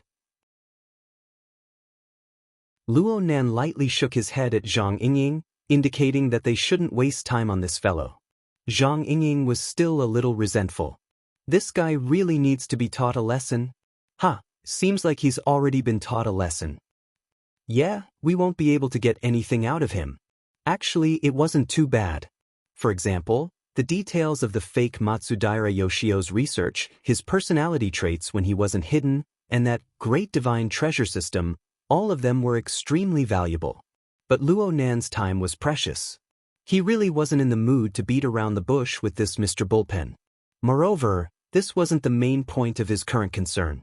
The two of them did not avoid talking about Nyogue. This brother was not worth avoiding. Luonen said, There's one thing you're right about. You really need to clean up this person. Nyogue raised his head in shock. It was so large that his skull, which was still in a softened and dispersed state, shook along with it. Then he saw Luonen extend his hand. Curls of water smoke accumulated and manifested in his palm. Soon, it coiled and condensed, transforming into an unfathomable ball of smoke. And it gradually became clear and transparent. From his angle, it seemed like he could faintly see the outline of the rippling body of water within. Luonen released his hand, and the ball of smoke, which was rapidly turning transparent, floated in the air. The effect was very fantastic. But from Nyogue's perspective, it was clearly like a strange and enormous eyeball. It coldly stared at him. Look, the yacht is about to reach the shore. You know that Koro Base is the most active trading market for marine mutants, right? Luonen spoke to Nyogue with the tone of a coaxing child.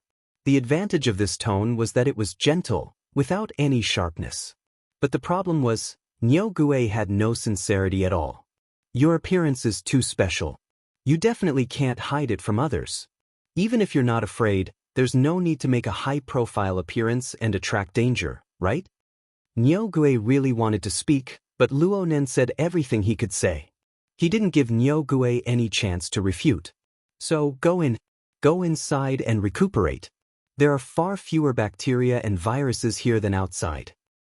This is, it's a spatial fault. I specifically chose a relatively clean area of seawater nearby and used it as a benchmark to create it. It's a very good space to store living bodies. The only problem is that it's not stable enough. It also lacks a nutritious environment. I'm currently thinking of a way to solve this problem. Moo. Boss, I'm relieved that you're taking the initiative. To tell the truth, I'm a bit worried that forcefully stuffing an entire faith system crystal inside would cause unnecessary space-time disturbances or something. Who knows where I might throw you when that happens. Niu Gue's eyeballs were about to pop out. He didn't speak anymore, and his entire body shrunk back. Luo Nan was still expressing his gratitude. It's great that you can cooperate. We can take this opportunity to do a practical experiment. If we publish a paper, I'll give you a name. Niu Gue howled miserably. He clawed at his limbs, wanting to turn around. But under Luo Nan's hands, he really didn't have the slightest bit of resistance. His vision blurred. It seemed that a slightly fishy seawater wrapped in cold air assaulted his face. And then, there was no then. On the deck, Zhang Yingying's reaction was roughly the same as Yin Li's when she saw this toy for the first time. She didn't know how to react for a time. Space-time-related abilities were always mysterious. It was especially easy for one's imagination to fill in the blanks, especially since Xia City had Ouyang Chen, a big shot who created the logic world. And the essence of the logic world was indeed a spatial fault. Clearly, Zhang Yingying's imagination had gone a bit too far. Luo Nan originally wanted to spend a bit of time to explain things to her, but he had a feeling when the words reached his mouth. He swallowed them back down. He just laughed and said, I'm going to use this move to move my grandfather's laboratory equipment away. What do you think? Zhang Yingying's lips twitched. It seems very convenient. You just have to pay attention to the moisture. Luo Nan laughed out loud. Before he could finish laughing, the rumbling of an engine came from the surface of the sea. It was completely different from the yachts, but the two were rapidly approaching each other. It was an extremely dazzling dark red motorboat. It approached from the port side of the yacht, which had already slowed down in speed. Soon, the motorboat and Luo Nan were on the same deck. The driver was dressed casually in shorts, an open-necked floral shirt, whistling a greeting to this side. Zhang Yingying was stunned at first, but her expression quickly changed. She could clearly feel the arrogant burning vitality of this person. Even though they were separated by a distance of more than 10 meters, her face still felt slightly hot and even stinging. Unfortunately, that person only revealed his identity and greeted him. I'll be leaving first. The first cafe on the left side of the pier. The motorboat riders sped up again, forcibly overtaking the yacht, and flew toward the bustling pier that was clearly visible not far away. Blood demon? Luo Nen made a final confirmation. That's him. Zhang Yingying curled her lips and frowned unconsciously.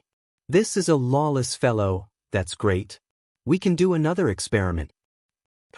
When the yacht entered the Fuku Pier in the southeast of the archipelago, it found a berth and began to dock. Luo Nan had already disembarked the ship a step ahead. He refused Zhang Yingying's suggestion to bring up Her Majesty Empress Wu. He went straight to the agreed-upon location by himself. The words he said to Niu Gue before weren't a complete bluff. He really was considering it. He wanted to properly practice using a more appropriate attitude when the high seas auction began. He wanted to learn how to use a more appropriate attitude to carry out social interactions. There were still 10 hours until the auction. It was simply impossible to complete the grand counterfeit plan he had in mind. Luo Nen needed more time. What did he rely on to obtain time? More accurately speaking, what did he rely on to obtain all valuable things? Luo Nen didn't have a clear answer, But in any case, it wouldn't be the kind Nyogue displayed. The meeting location given by Blood Demon was very easy to find. Plus, Blood Demon released a bit of his aura just in time to assist in locating Luonan. It didn't take Luonan much effort to arrive at this open-air cafe called Chia. The traffic of people at the Fuku Pier was enormous. This open-air cafe at the corner of the street had an excellent location, and its business was pretty good. However, Blood Demon, who had arrived a few minutes earlier, still occupied one of the best spots. He was still dressed like he was on the motorboat under the parasol. He was even barefooted. He was extremely relaxed and carefree. He saw Luonan appear in the stream of people, and he blew another whistle. He waved his hand in greeting from far away. "Brother Luo, over here." Luonan could only respond to the myriad of changes by remaining unchanging when faced with this fellow who was too familiar with him. He calmly walked toward Blood Demon's location. But when he was still 5 or 6 steps away, Blood Demon got up and left his seat with a whoosh. He walked over with quick steps and extended his hand. The handshake of a fleshly extraordinary often represented some sort of danger.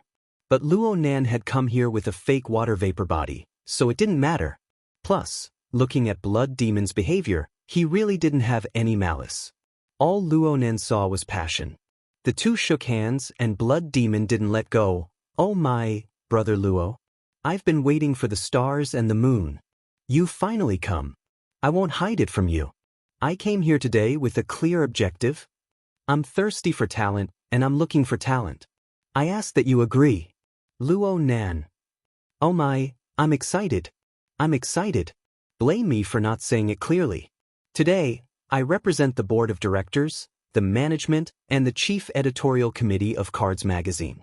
I'm acting as a representative with full authority to invite Brother Luo and Teacher Luo to be special artists for our magazine. We'll create a limited edition super luxurious card set. As long as you, Brother Luo, are willing to put pen to paper, the revised version of Cards magazine will certainly explode. It will become a legend. Of course, I will certainly pay you a satisfactory reward. Please."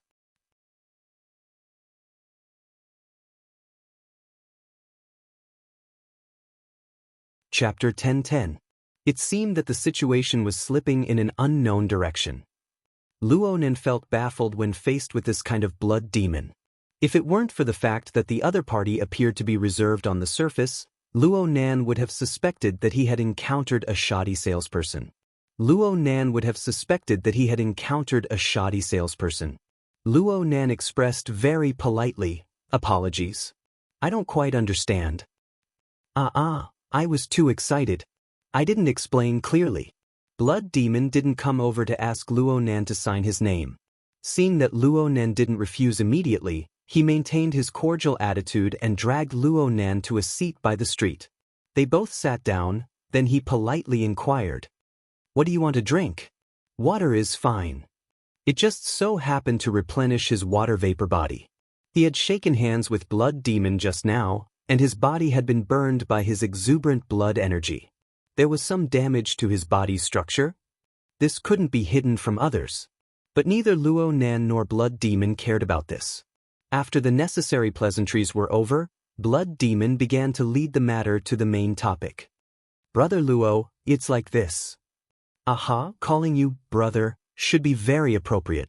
Luonan had to give a bit of face to an extraordinary who took the initiative to express goodwill, regardless of whether it was true or false.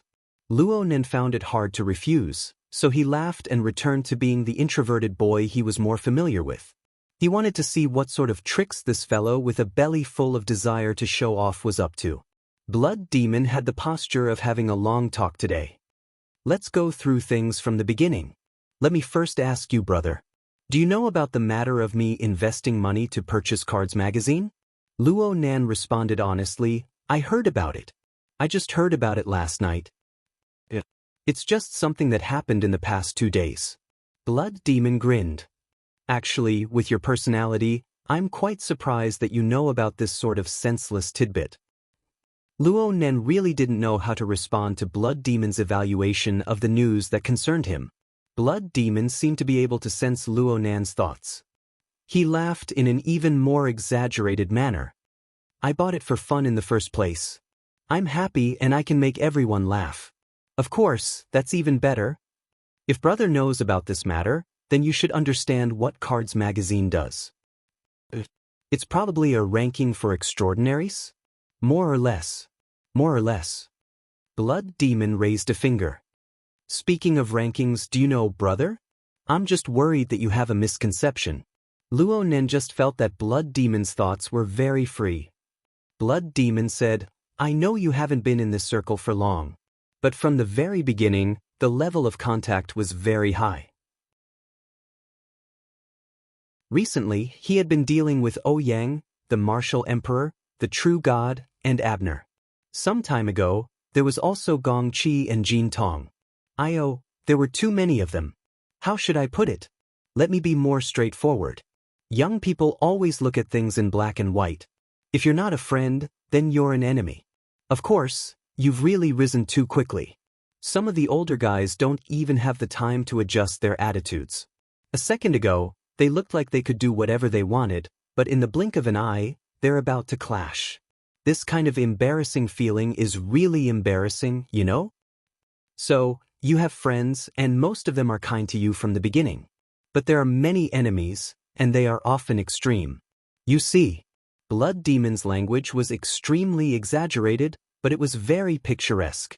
Luo Nan unconsciously associated it with a few people and a few things. Although Blood Demon acted like an old man and called him a young man, Luo Nan didn't feel annoyed. It was probably because of the novelty. Very few people said these things to him face to face. Especially when it came from the mouth of an extraordinary. To a certain degree, it was more authoritative than the analysis of intelligence agencies. Listening to these kinds of evaluations could be considered a kind of correction. Luo Nan nodded. Quite accurate. Of course.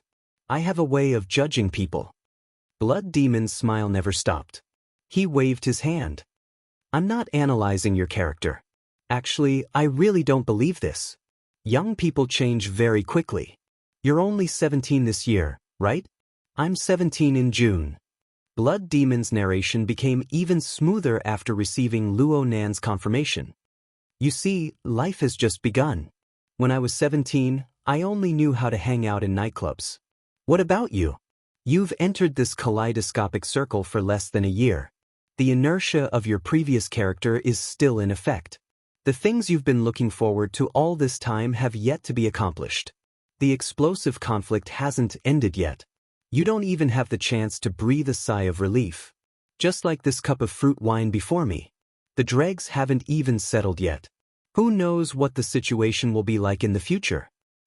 You'll have to wait for a period of time. Maybe a year or two, maybe 3 or 5 years. Then, you'll suddenly reach a period of peace.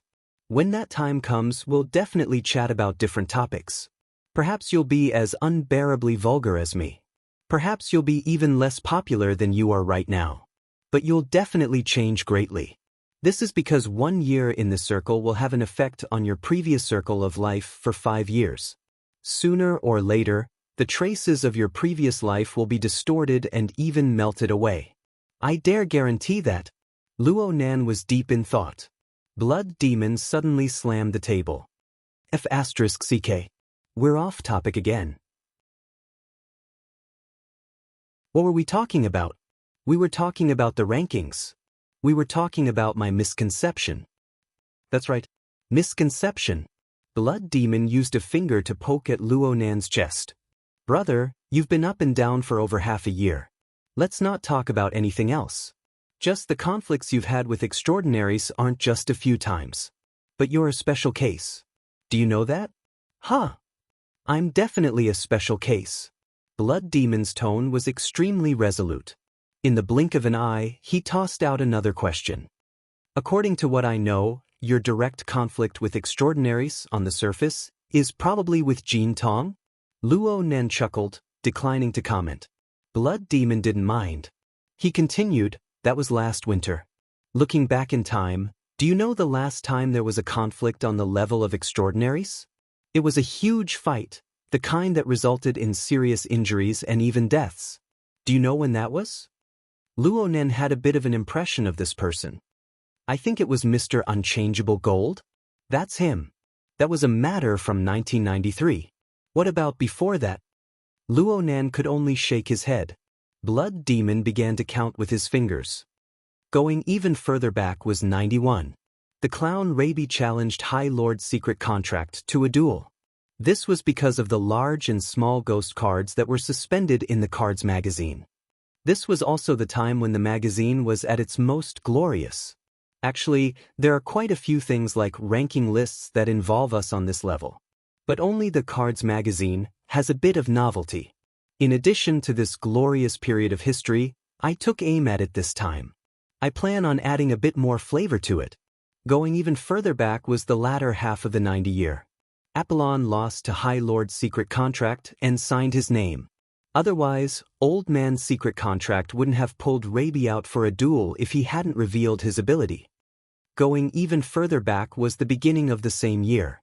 It was Nick, that wastrel. He did things that angered even the heavens and the people. He was chased deep into the sea, not daring to come ashore for the rest of his life.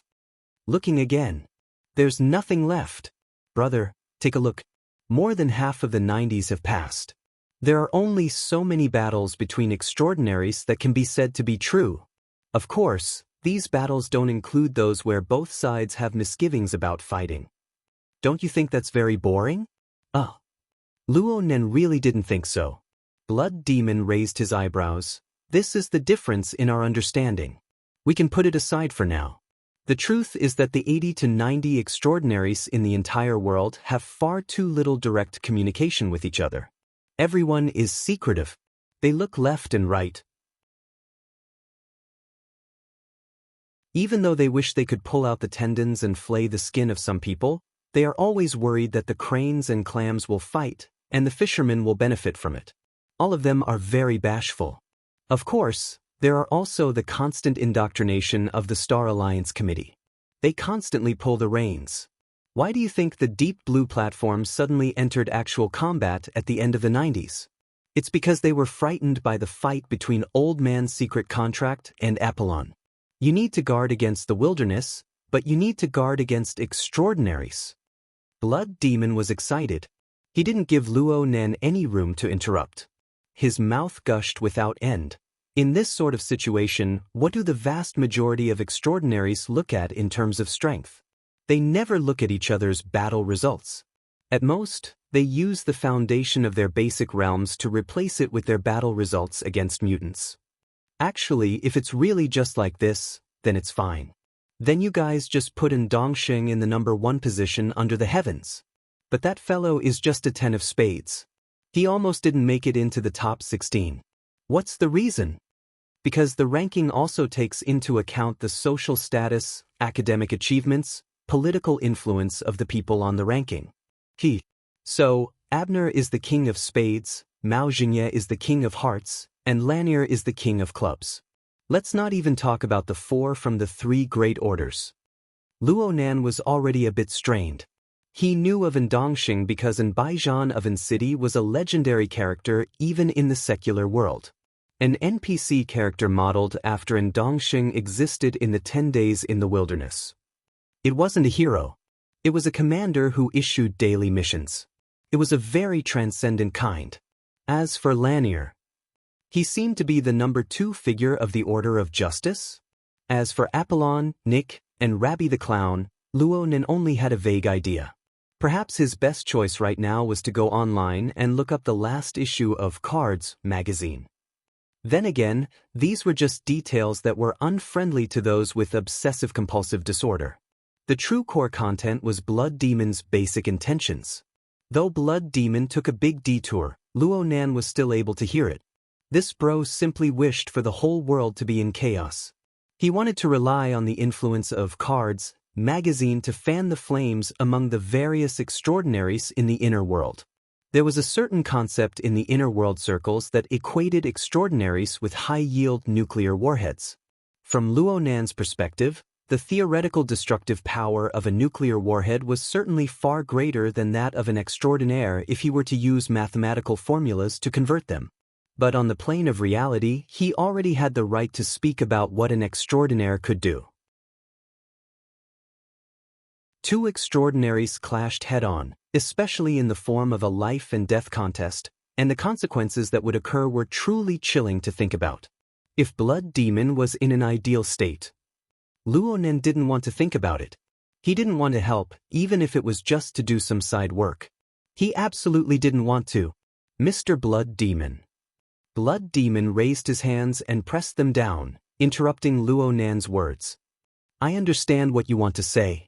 It's most likely something along the lines of, those who walk different paths cannot make plans together. However, bro, please don't ruin the current atmosphere for now. Actually, I can be a bit more tactful. I can even not tell you. I can just discuss the contract as it is and discuss it as it is. But I still said it. This shows an attitude, a respect. I respect your status. I respect your intelligence. I respect your strength. I respect your strength. Let's lay everything out clearly. Business is business. In the end, we still need to return to the conditions. Blood Demon extended his hand as he spoke. He picked up the locked briefcase that he had placed to the side earlier and slapped it onto the table.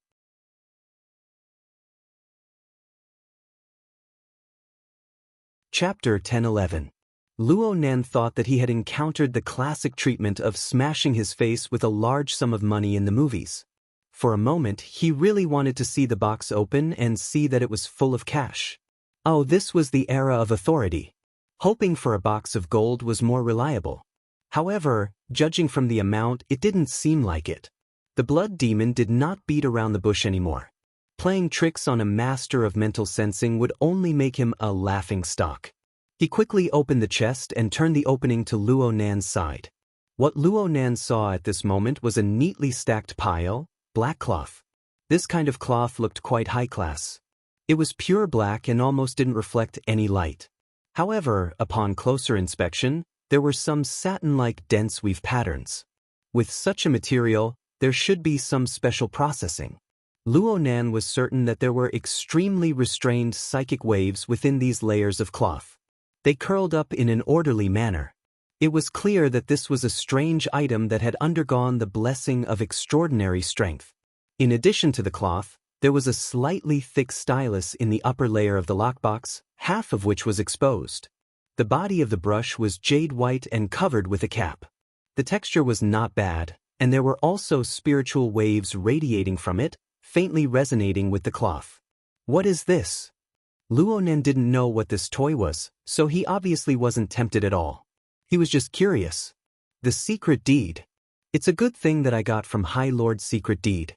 It can carry extraordinary power. We can use it as the drawing paper, and then use the H4, a organic powder that has the highest affinity with soul power to solidify and process it as the brush. Brother, are you not going to give it a try? Luonen laughed in spite of himself. It was obviously impossible for him to change his mind just because of this special material. However, he was not pretentious. He reached out and took the paintbrush.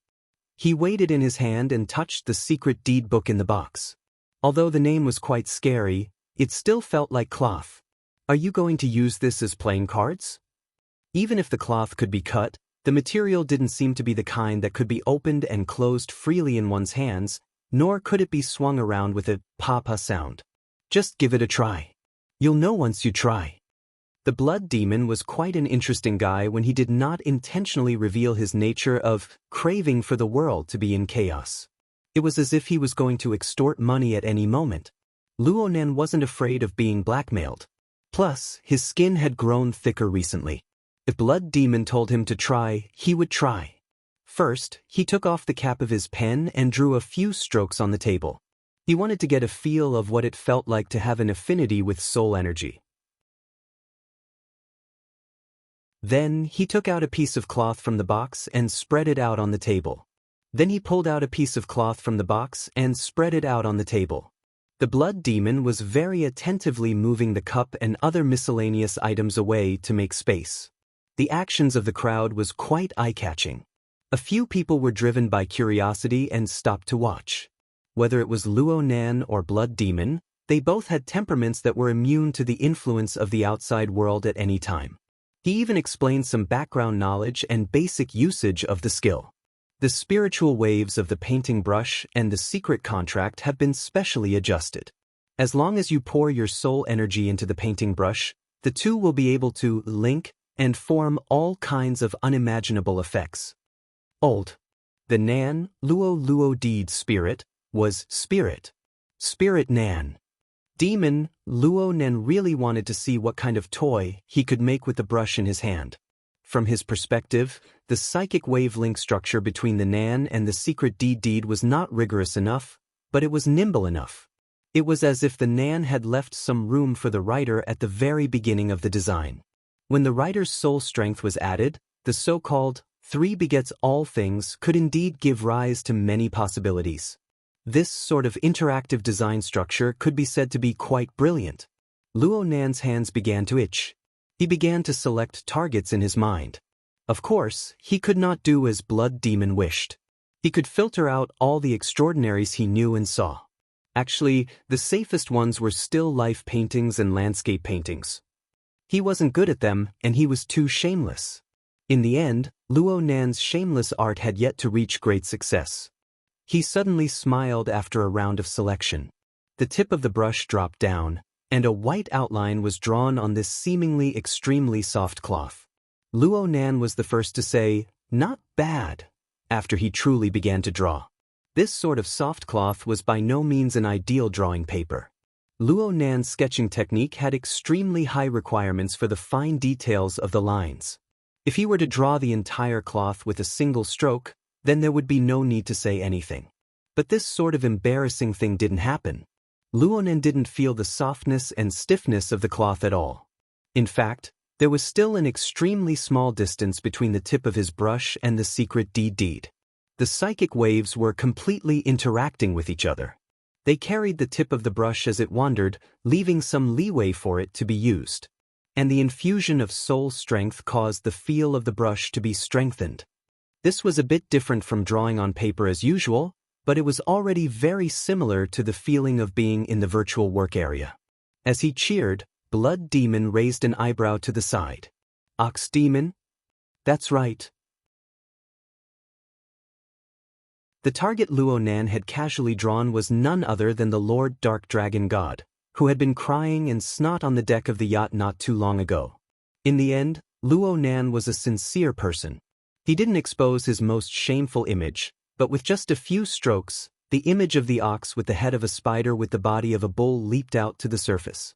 It appeared malevolent, yet it was low and crafty. "It's not bad, right?"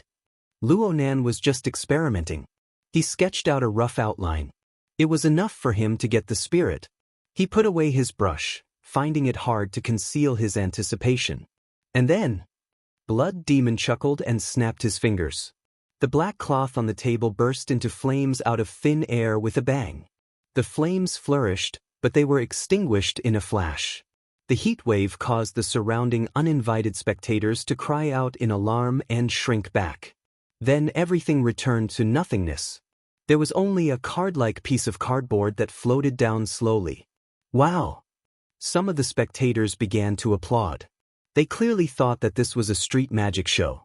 But no matter what, it was impossible for the two magicians to continue performing. Luo Nan extended his hand and caught the fluttering piece of paper. This was a wide standard card with a size of 6.3 by 8 millimeters. It was a bit bigger than the cards he normally played. On the back of the card was an orderly pattern of unknown meaning. And on the front, the image of the ox demon that Luo Nan had just drawn had already shrunk to a size suitable for the face of the card. It lay there obediently. The surroundings seemed to ripple with watery light. The visual effect was pretty good, but the secret wasn't just in the visual aspect. As for what it was, Luo Nan had yet to see it. It was interesting just like this. Interesting. Luo Nan held the card in his hand. He was a bit reluctant to part with it for a time. Was this designed by the High Lord of Secret Contract? In any case, it's a special product of his order. Are you familiar with him? I found a total of 2 artists. One is you, Brother Luo. The other is him. Luo Nan was a bit, very surprised. The High Lord of Secret Contract supported Blood Demon's bullshit plan? Was Blood Demon boasting shamelessly? Or was that person plotting something through the secret contract and through this matter? Luo Nan thought for a bit, but he didn't delve any deeper. This was no longer his area of expertise. Since he couldn't figure it out, he simply tossed the card onto the table and laid his cards on the table. This is very interesting, but it's absolutely not a reason for me to participate. Blood Demon didn't care one bit. I understand. I don't expect to rely on this to convince you. However, I'm going to make a big move next. Oh! I'll say a keyword first. Cloak. Luo Nan raised his eyebrows. He didn't say anything for a few seconds. Then he leaned his back against the back of the chair. His gaze swept past the magic card on the table before looking at Blood Demon. It was as if he was looking at Nyogue's face, which had nearly collapsed into nothingness not too long ago. This caused Luo Nan's suddenly changed mood to ease a bit. For me, this isn't a keyword. It's a sensitive word. The meaning behind it is extremely rich. There were some words that Luo Nan didn't need to say. He had a soul cloak. Recently, the clamor within the inner world had yet to die down. It was even directly related to the High Seas auction. It was the holy cloak of the Xie Luo order. This was directly related to his grandfather. He remembered that his grandfather had once said a related word. Luo Nan had even heard similar concepts in the environment of the relay station. But no matter what the meaning was, no matter what level it was an offense to speak of it in a negotiating tone from the mouth of someone else. Luo Nan didn't hide anything. Mr. Blood Demon, I can tell you something in advance for the sake of maintaining a good atmosphere. I know a bit more about this than you can imagine. If we were to play riddles and play games to coax children, it would be hard for everyone to avoid awkwardness. Blood Demon grinned, revealing his snow-white teeth. I can see that. That's why I'll say it up front. I respect you. I won't play any tricks. One is one. Brother Luo, you have to admit that you're interested in this keyword. We can continue to talk. I can also declare that I won't play the empty-handed trick of a white wolf. I won't use the asymmetry of information to win a temporary profit. In the future, I still need Brother Luo to constantly come up with maps. When the time comes, you can just randomly block me and get angry for no reason. That won't be good. Now, can we continue to talk?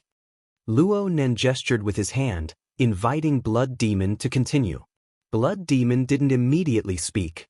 His finger lightly tapped the table twice, and a projected area appeared. It was close to noon. Fortunately, the parasol blocked most of the dazzling sunlight. The secret deed book in the box also served as the background. Aside from being a bit hollow, the visual effect was all right. And so Luo Nan saw a rather casual recording in the middle of the projected area. This should have taken place in a rather dusky space. Shadows were everywhere, and it seemed that there wasn't just one person.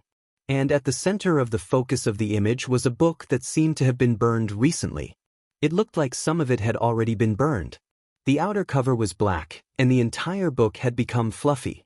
The edges even carried some sparks that had yet to completely extinguish. No, this seemed to be. Luo Nan's gaze quickly streaked across Blood Demon's face. Blood Demon revealed a seemingly friendly smile, indicating for Luo Nan to continue watching. Luo Nan turned his gaze back to the projected area. At this moment, a hand reached out from the image and took the book from the previous owner. It casually patted away the remaining sparks on the burnt hardcover and seemed to have even blown at it. Then, it flipped the book casually amidst the rising smoke and dust. The special structure of the book was incomplete, but it was enough to be recognized. Luo Nan looked at the edge of the damaged hardcover, and there was an iron binder that hadn't deformed yet. It wasn't a book. It was a split notebook.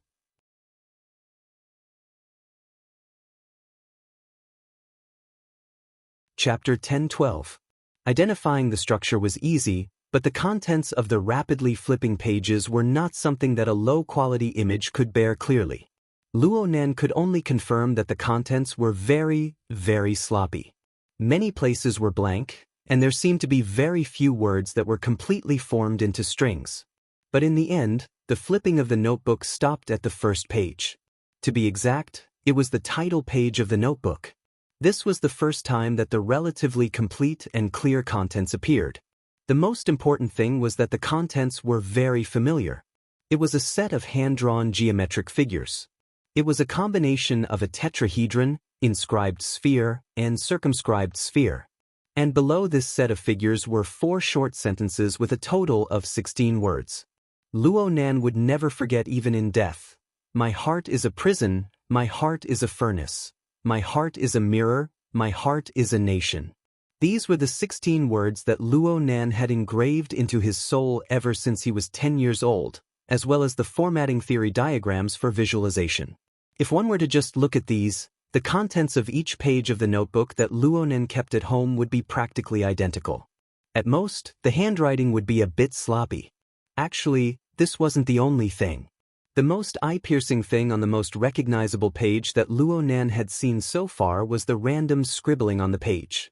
There were some chaotic lines that had already been scratched on the page. At first glance, it seemed that they were seriously dissatisfied with the contents of the notebook, or perhaps they were purely venting their emotions. But Luo Nan already had a preconceived impression in his mind. He carefully distinguished them, and soon he discovered that these chaotic lines actually had a pattern. They were handwriting.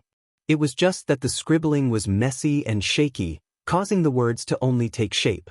There were a total of 2 words. Cloak.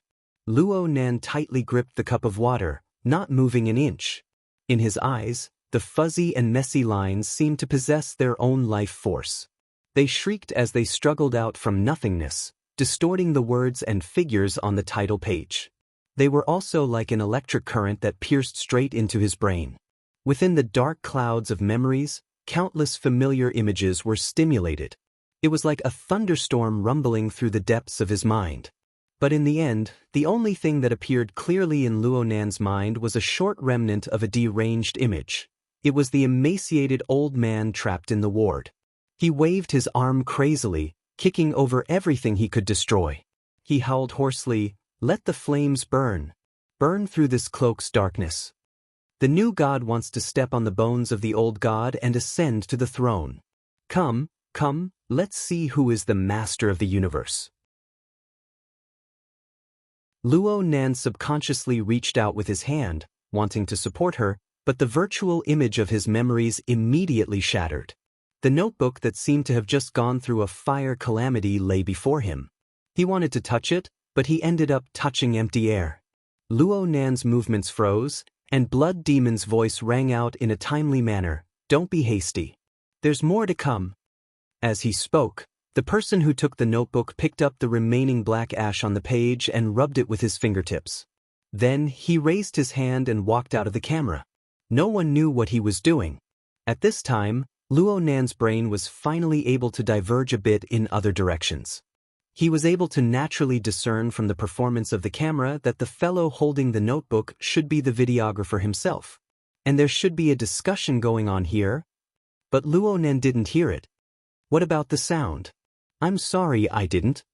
The Blood Demon shrugged. "I don't even know how many hands this thing has been in my possession. It's normal that it's been processed."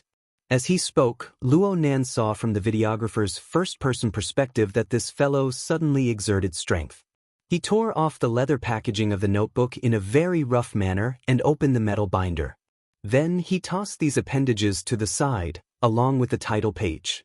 All that was left was the binder that had completely lost its binder. The image paused for a bit here. Perhaps it was the sound of another conversation that had been processed. But soon, Luo Nan was able to guess the content of the conversation. This was because a cluster of red light lit up in the dusky room in the image at this time. It shot over from the side. It looked to be the low-power state of a laser emitter. But to the fragile paper, it was also a disaster. The red light cut through the darkness, passing through the already scattered pages. A ball of fire ignited within Luo Nan's virtual pupils. The binder was burned through by the flames brought by the laser, destroying at least a third of it. Luo Nan didn't know what the intentions of the people in the image were doing this, but his mood was terrible. Extremely terrible. Right at this moment, the Blood Demon suddenly spoke. Here comes the crucial part. The projected image seemed to tremble a bit just as Blood Demon finished speaking. The rays of light suddenly dimmed, and the flames on the burning binder were extinguished for some unknown reason. Luo Nen wasn't present, and he didn't have the assistance of sound. He was completely unable to guess the reason. But at nearly the same time, the focused area of the camera suddenly made a large shift. It shifted from the damaged binder that flickered in brightness to the leather packaging that had just been tossed to the ground, as well as the title page that had been brought down. The dark red beam of light lit up once more, but this time it struck the title page on the ground. The problem was that the title page didn't immediately combust despite being made of the same material. There was just an additional moving speck of light on its surface, and the page was slightly scorched. The power of the laser emitter increased, and the page finally couldn't endure it any longer. A hole was burned through it, and the diagrams and words on the page began to be swallowed by the flames until they turned into ashes. The camera zoomed in. It was probably because the person recording wanted to grasp the uniqueness of this page a step further. But when the camera zoomed in halfway, there was another violent tremble. There seemed to be a turning motion as well. Just as the camera started to move, the field of view of the camera turned chaotic. It was as if the person recording had suffered an attack. Here. Blood Demon was like an incompetent commentator. He buzzed to the side. Luo Nen didn't need Blood Demon to explain. He was doing his best to distinguish the various elements within the terrible chaotic image. There was still some burning light within the violently shaking camera. Occasionally, Luo Nen could see the binder that had already scattered into the air. Once, twice. But when Luo Nen glanced at these binder pages for the third time, he suddenly discovered that these flying binder pages seemed to be dissolving. Even though the flames ignited by the laser had been inexplicably extinguished, these binder pages continued to rapidly disappear amidst the flickering light and shadow. It was as if they wanted to melt into the darkness that was becoming more and more dominant. This wasn't an isolated phenomenon. Instead, it was a consistent trend among all the binder pages that Luo Nen was spying on. This wasn't the end of it. There seemed to be a new element mixed into the chaotic scene. It was as if sand and dust had blown in. Fine and dense grains of sand had blown into the room by some unknown means. They struck the bodies of the people inside, who were already in a sorry state. Then there was an instant of emptiness and a flower of blood that quickly filled in. This was a sandstorm? The video ended here. Luo Nen sat there like a statue. Blood Demon coughed. I heard that this video came from the hands of a fellow from your Xia city called the Horned Demon. It seems that you guys had a deal before? Horned Demon? Humans' thoughts were just this strange. They wouldn't be able to discover anything before they had a standard answer. Many things could be associated with a case. Luo Nen immediately felt that the person recording had made an action before. It was the action of picking up dust and raising his hand. Could it be that he placed the dust in his mouth and tasted it? Then wouldn't the location of the video just now be the Format 70 laboratory that was enveloped by the sandstorm of the mist labyrinth in some unknown corner of space? Was this the recording of the Horned Demon entering the laboratory for the first time? Luo Nan's lips twitched.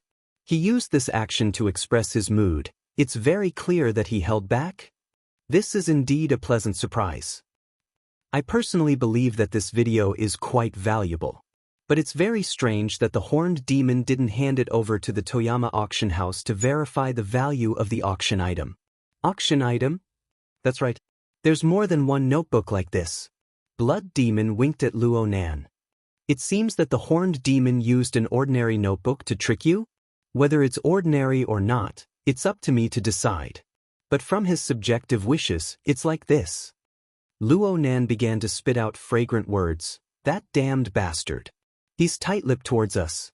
However, damned was quite appropriate right now, Blood Demon chuckled. Since you're interested, brother, I'll talk about some information and analysis of this notebook.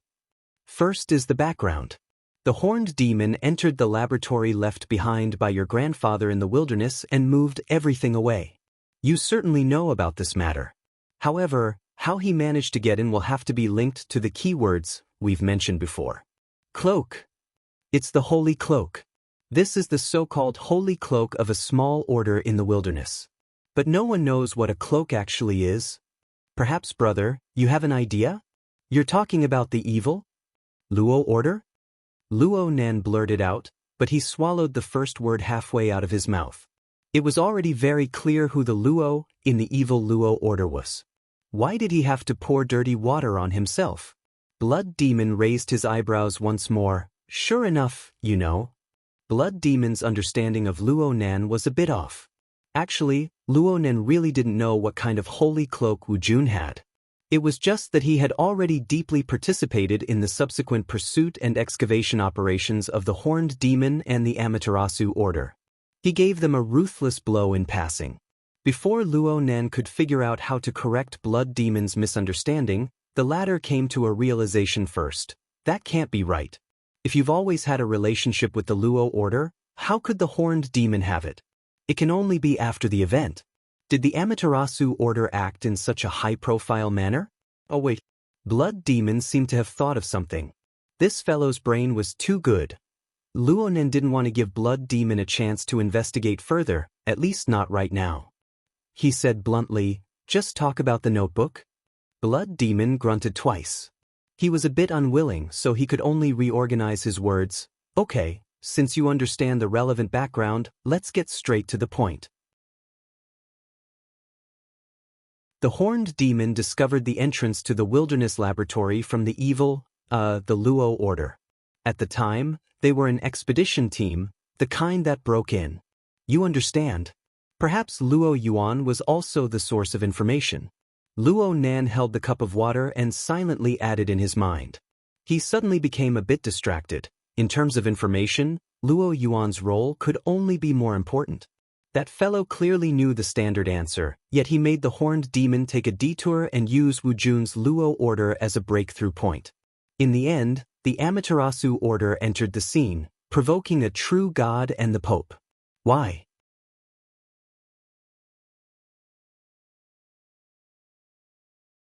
Chapter 10:13. Could it be that Luo Yuan and Wu Jun had an irreconcilable enmity? But with Luo Yuan's strength, annihilating a tiny Luo Order was as easy as flipping his hand. If he wanted to get rid of them, he would have gotten rid of them a long time ago. Why did he have to go around in circles? It didn't make sense. Luo Nan discovered that this problem was much more difficult than researching configuration and superconfiguration. Blood Demon continued, I won't go into the middle of the process. In any case, they made a huge profit. When they began to deal with and divide the spoils, they discovered these special types among a large number of similar notebooks. Then you can see the result. It was an extremely bad experience. Luo Nan asked casually, how bad was it? Only one person from the first exploration team survived, and that was the Horned Demon. In any case, this is what he said. Now there is no one. I can say this. In the end, Luo Nan didn't say this. He just sighed. Notebooks are different from other notebooks.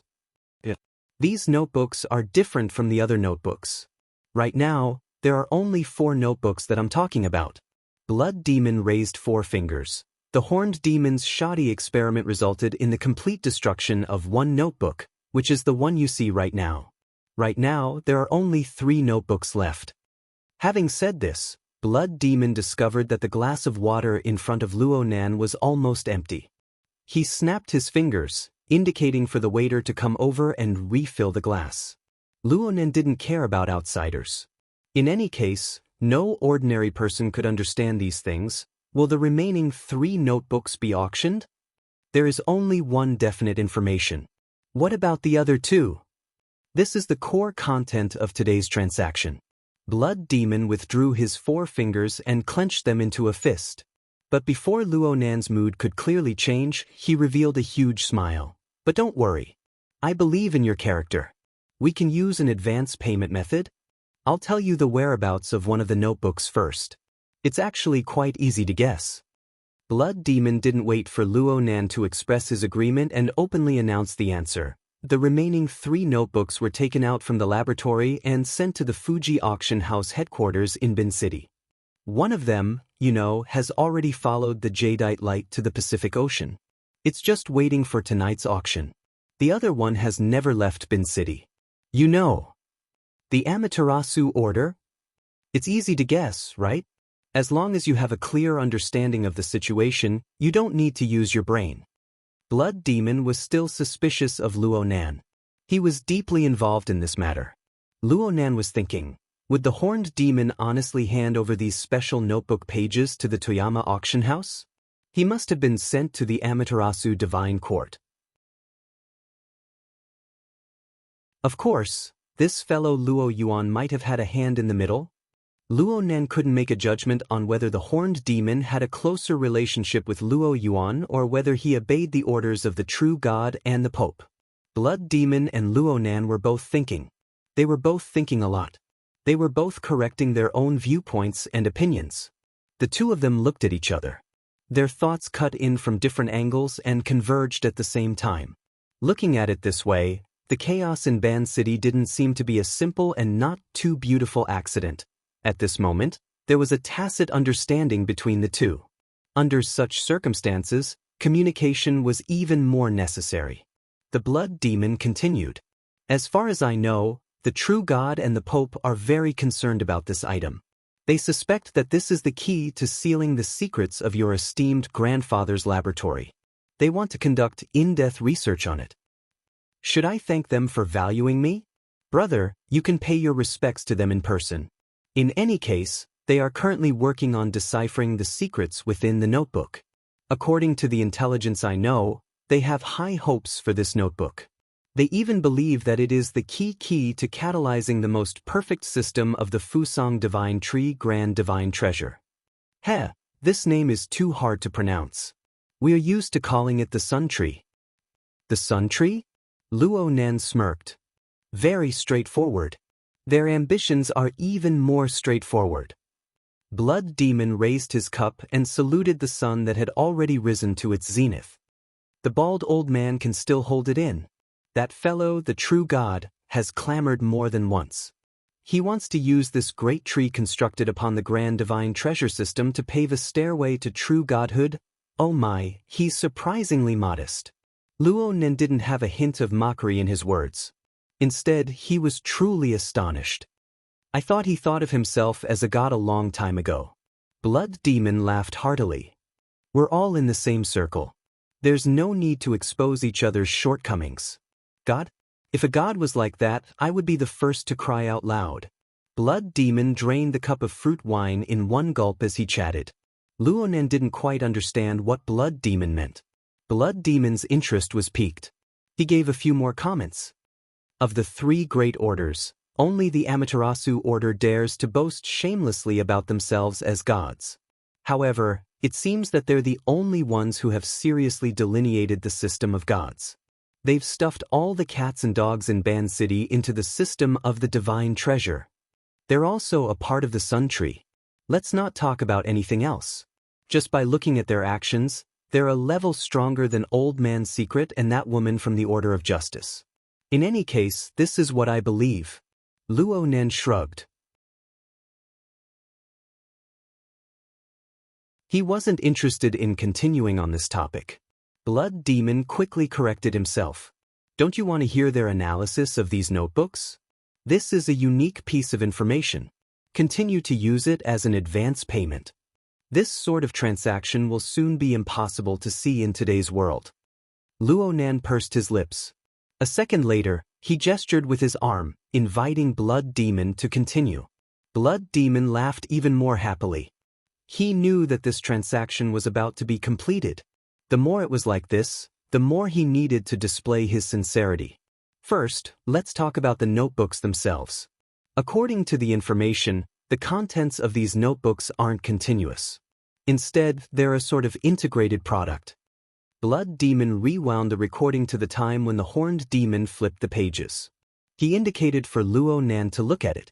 You understand? Fragmented notebooks are loose sheets. They can be pulled out and put in at any time. Adjusting the order and even adjusting the stored notebooks isn't a problem. The researchers believe that these 4 notebooks are very likely to have been pulled out and put together from the large amount of notebooks accumulated by Mr. Luo Yuandao, your grandfather, over the course of several decades. There's extremely clear evidence for this. Right now, we can see a few things from this crappy quality. The degree of age of these loose sheets isn't consistent. Luo Nan still didn't speak, but his silence was tantamount to agreement. The information I know doesn't show what sort of standards were used to select the loose sheets that were pulled out and put back together. Perhaps they haven't researched it yet. Perhaps they've researched it, but they're keeping it a secret. Blood Demon continued to poke at the blurry scene in the recording. I can see that the contents inside are extremely messy. It's not that the order is messy. Rather, the contents recorded on each page, and even the state of the person who recorded it at the time, are all extremely messy. You should be able to accept this, right? Luo Nan's face was expressionless. He used the calm attitude of a researcher to explain. My grandfather's mental state has indeed been terrible since the later stages of the wilderness. The information also shows that the vast majority of these drawn-out pages are works from the late 70s and early 80s. Looking at it from the most reasonable and ordinary perspective, perhaps it was Mr. Luo Yuandao or someone else. Perhaps it was your father or your mother. They felt that these records in a deranged state were meaningless, so they were specifically drawn out to avoid interfering with the normal contents of the notebooks. As for these notebooks, are they a collection of mementos? Is that possible? However, it seems to be more interesting to consider it from the perspective of people like us. And that is that these loose sheets themselves are special. Luo Nan's hand unconsciously spun the cup of water. He looked at the scene below Blood Demon's finger and muttered, "Special? At the very least, the title page is special." Blood Demon had unconsciously mixed in his own judgment. You should have seen it earlier. When the title page was still there, the entire notebook was quite resistant to heat. At the very least, it was able to automatically reduce the damage. It was like some sort of protective mechanism. However, after the title page was destroyed, the notebook instantly went out of control. It was out of control. That's right. It was out of control. Luo Nan's fingers unconsciously flipped the cup of water. His speed was not fast, and the purified water inside was 80% full. It was clearly still tumbling and shaking, but not a single drop spilled out. The recording entered an unbearably chaotic period for the second time. Blood Demon clicked his tongue twice. Looking at this scene, can you be certain that this is protection? Or is it some sort of seal? There seems to be something incredible hidden within those loose sheets. A straightforward person doesn't beat around the bush. Brother Luo, a considerable portion of my inspiration for asking you to make cards and paint came from this. Luo Nan raised his head to glance at Blood Demon. He did not respond. He just continued to flip the cup of water, displaying his magic-like control technique. Blood Demon did not care. He continued to speak. According to what I know, brother, your grandfather, Mr. Luo Yuandao, doesn't possess extraordinary strength in the standard sense. Whether this is an unintentional influence or a deliberate action needs to be analyzed. But if it's the latter, then he has displayed a rather superb secret technique here. Were so many people blind in the past? They actually didn't discover it? Who knows?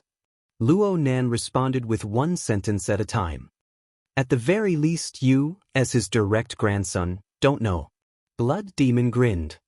Of course, if it weren't for your existence, if it weren't for the miracles you've created in these short few months, the influence and momentum you've formed, no one would pay attention to the abandoned laboratory in the wilderness.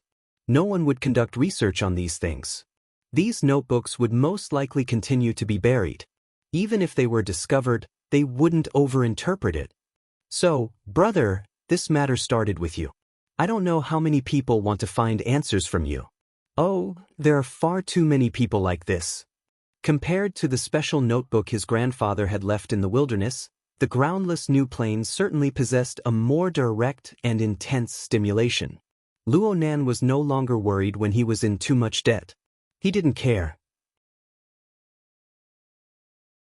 On the other hand, these special notebooks that had wandered about outside stimulated Luo Nan directly and intensely. The point of entry that Blood Demon chose was truly F***king accurate.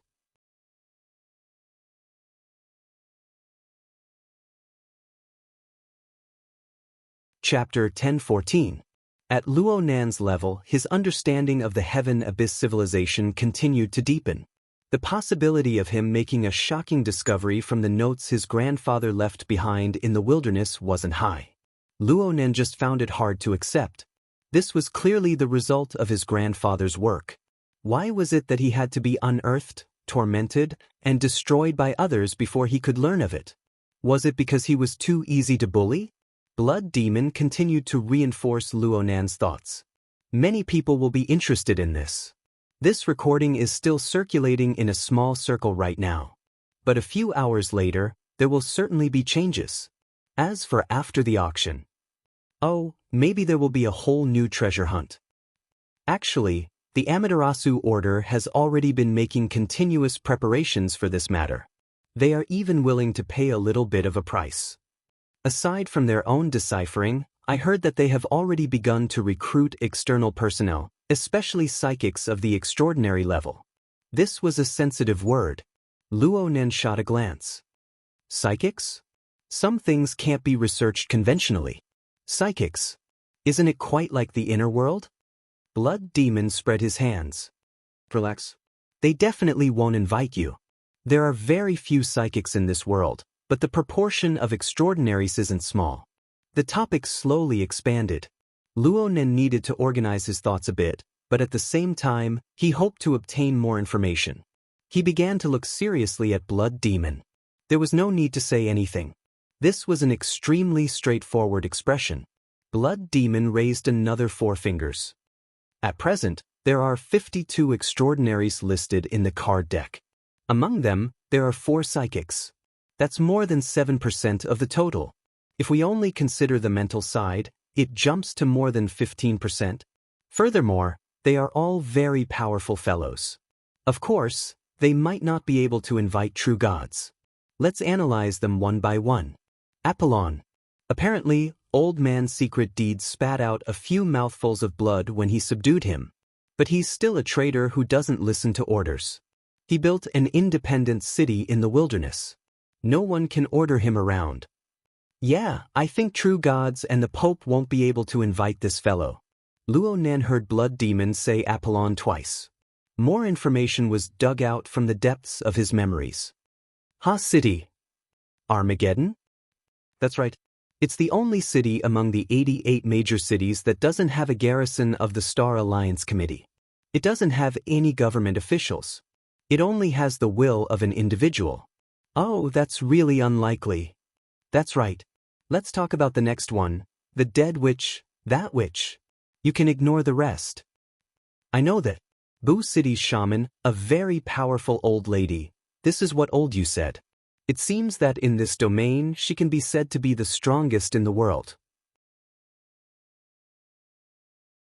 Not bad, but her body is weak and she usually doesn't go out, so the possibility of inviting her is not high.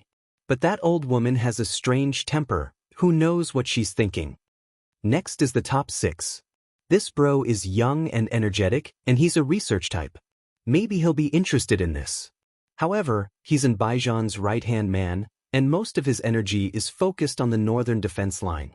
It's unlikely that he would go to Ban City and risk offending you.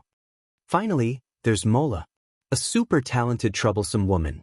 If it weren't for you, she would have enjoyed the world record of being the first to become an extraordinary for a very long time. In my opinion, she is the most likely candidate in this matter. Luo Nan frowned. He had only heard about Mola from a friend in Xia City last night. It seemed that Octopus was quite obsessed with her. She's extravagant and wasteful. Her expenses are huge, and she often gets hired to do dirty work to earn money. As long as the price is right, she's not afraid of doing things wrong. Plus, I have exclusive news. This woman was in T-City 2 days ago. It seems that she wanted to join in the excitement of the auction. But yesterday, she went in the direction of the old continent. She said that she was visiting relatives, but who knows the specifics? Luo Nan spun the cup of water as he went over the names of the 4 extraordinary psychics in his mind. He still had the same problem.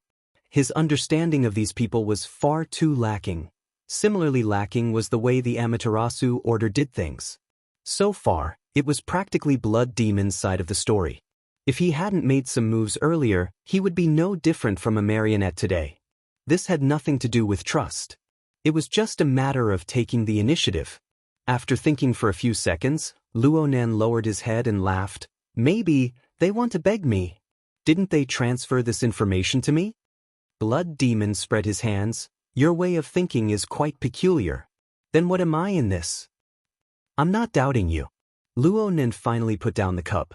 But doing research, whether it's intentional or not, can no longer be done by shutting yourself off and building cars. Multi-party cooperation is one way, and competition in scientific research is another. But sooner or later, the results must be shared. It's just that not every contributor can live to enjoy the benefits of the results. Blood Demon was startled for half a second before he laughed out loud. You're a professional in this field. Luonan shook his head before Blood Demon could finish speaking. I'm just guessing. You just said that there are only 3 of these special notebooks left. I believe that they were all controlled by the Amaterasu order. Am I right? Blood Demon chuckled at Luonan's complete ignorance of the Fuji auction house. It's quite realistic. The Amaterasu order left one for their own research. They threw one into the high seas auction. No matter who gets it, they will conduct research. I feel that my chances of getting it are quite high. Tiski, they're determined to get it. They don't hesitate to kill and rob, Luonan replied jokingly. Blood Demon let out a whistle. That's at least 2 research teams. Then there's one more. Luonan's voice suddenly cut off. He went back into a contemplative state. A full half a minute passed before he raised his head. His gaze looked straight at Blood Demon. Did you send the last one to Li Wei? Blood Demon raised his eyebrows twice. Brother Luo, it'll be hard for us to verify the price later if you do this. This was no different from admitting to it. Blood Demon wasn't someone who couldn't afford to lose. He grumbled and immediately satisfied his own curiosity. Brother, did you guess this by force? There's probably no one more powerful than Li Wei's Tianqi and Deep Blue Laboratory when it comes to research on supernatural powers. And the Amaterasu Order seems to have a good relationship with them? Of course, they're the best choice if you want to obtain research results faster. Blood Demon clapped his hands lightly. Sure enough, young people have good brains. From an intelligence peddler's point of view, today's business is a complete failure. Luonan shook his head slightly. I wouldn't dare. After all, Mr. Blood Demon is here as the full representative of Cards magazine. This isn't business. It's an invitation. But, that's right.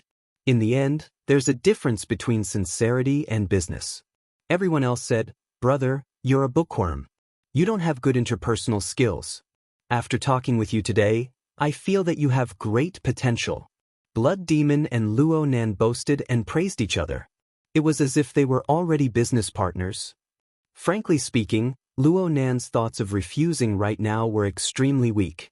Blood Demon didn't go all out in a spurt of energy to finalize the contract. Instead, he diverted the topic a bit. I'll give you some pointers from the perspective of a senior when it comes to interpersonal skills. Blood Demon's carefree manner would probably have collapsed by now if it had been at the very beginning. But right now, Luonan was calm and collected.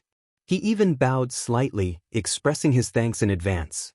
Blood Demon began to talk endlessly, imparting the true scriptures. Brother, no matter how much you do research, you still need to socialize. It's true that intelligence agencies are quite developed right now, but at the level of extraordinaries, social circles are very important. Many truly valuable pieces of information simply won't leak out.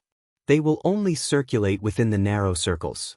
Looking at your current performance, I can tell with a glance that you've never experienced the workplace before. It seems that you really shouldn't have this experience.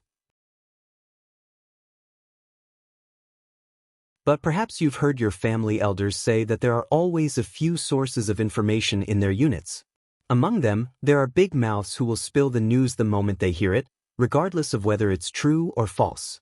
But there are also people like me, people who are truly well-informed and can always be a step ahead. Is this a test of information channels? No, it's friendship and trust. Luonan could tell that Blood Demon still cared a bit about his little doubt just now. But now that things had reached this point, there was no need to hide anything. Luo Nen spoke in passing. So the high-level information traffickers are actually selling friendship and trust? Blood Demon choked for a moment, but soon he laughed again. That's right. However, things like circles aren't maintained by relying on friendship and trust in most situations. Once you get involved in more circles, you'll naturally understand this point. You should absolutely expand your social circle. You should interact more with everyone.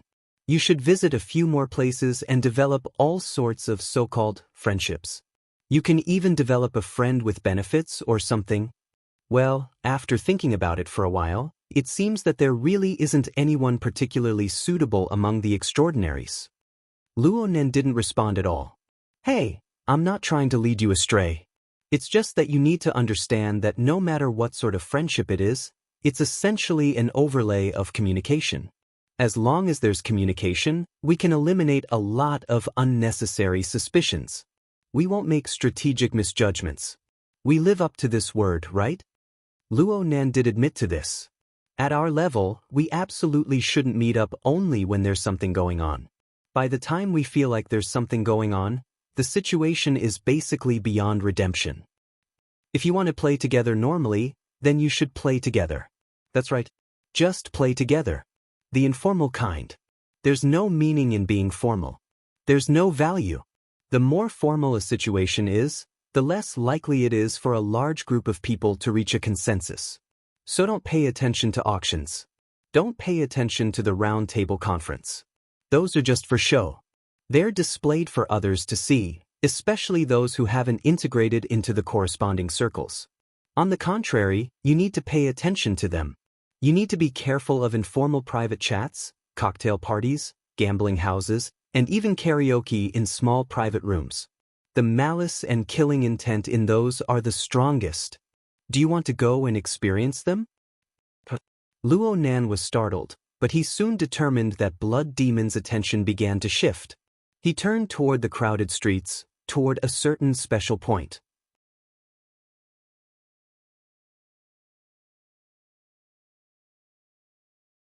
Chapter 10:15.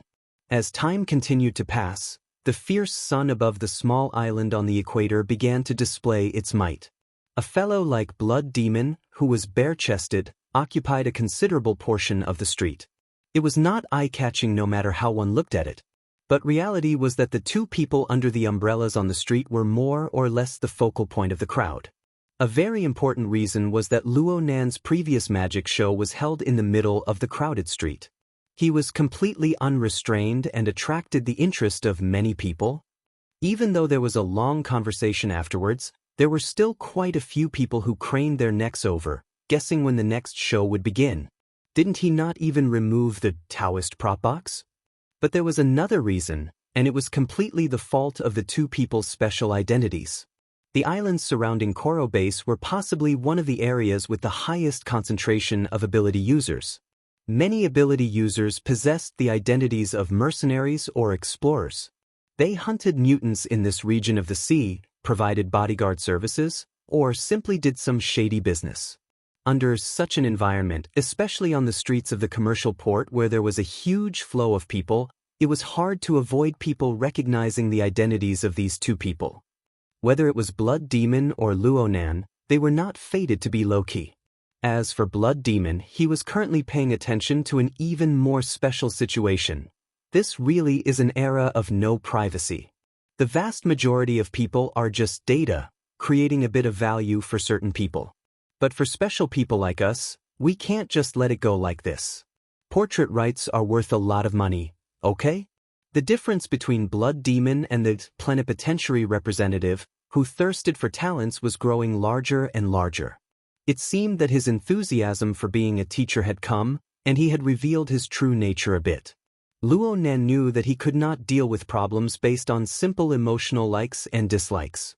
Plus, this fellow wasn't particularly annoying up until now. For this reason, there was no harm in playing along. What should I do? Sue? Blood Demon laughed heartily. So it turns out that you, my boy, can also tell jokes? Forget it.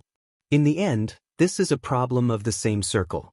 Don't talk about this power or that power. In the end, it all depends on whether the circle you can influence recognizes it or not.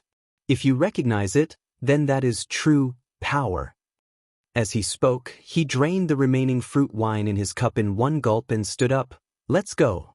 Your brother will take you to broaden your horizons today. Luo Nen declined to comment, tacitly agreeing. However, at this time, the box containing the secret deed was a bit of a hindrance. Blood Demon patted the suitcase and sought Luo Nan's opinion. Should I have someone send this toy up on a ship? There was no doubt that this was an action that went with the flow. Luo Nan shook his head.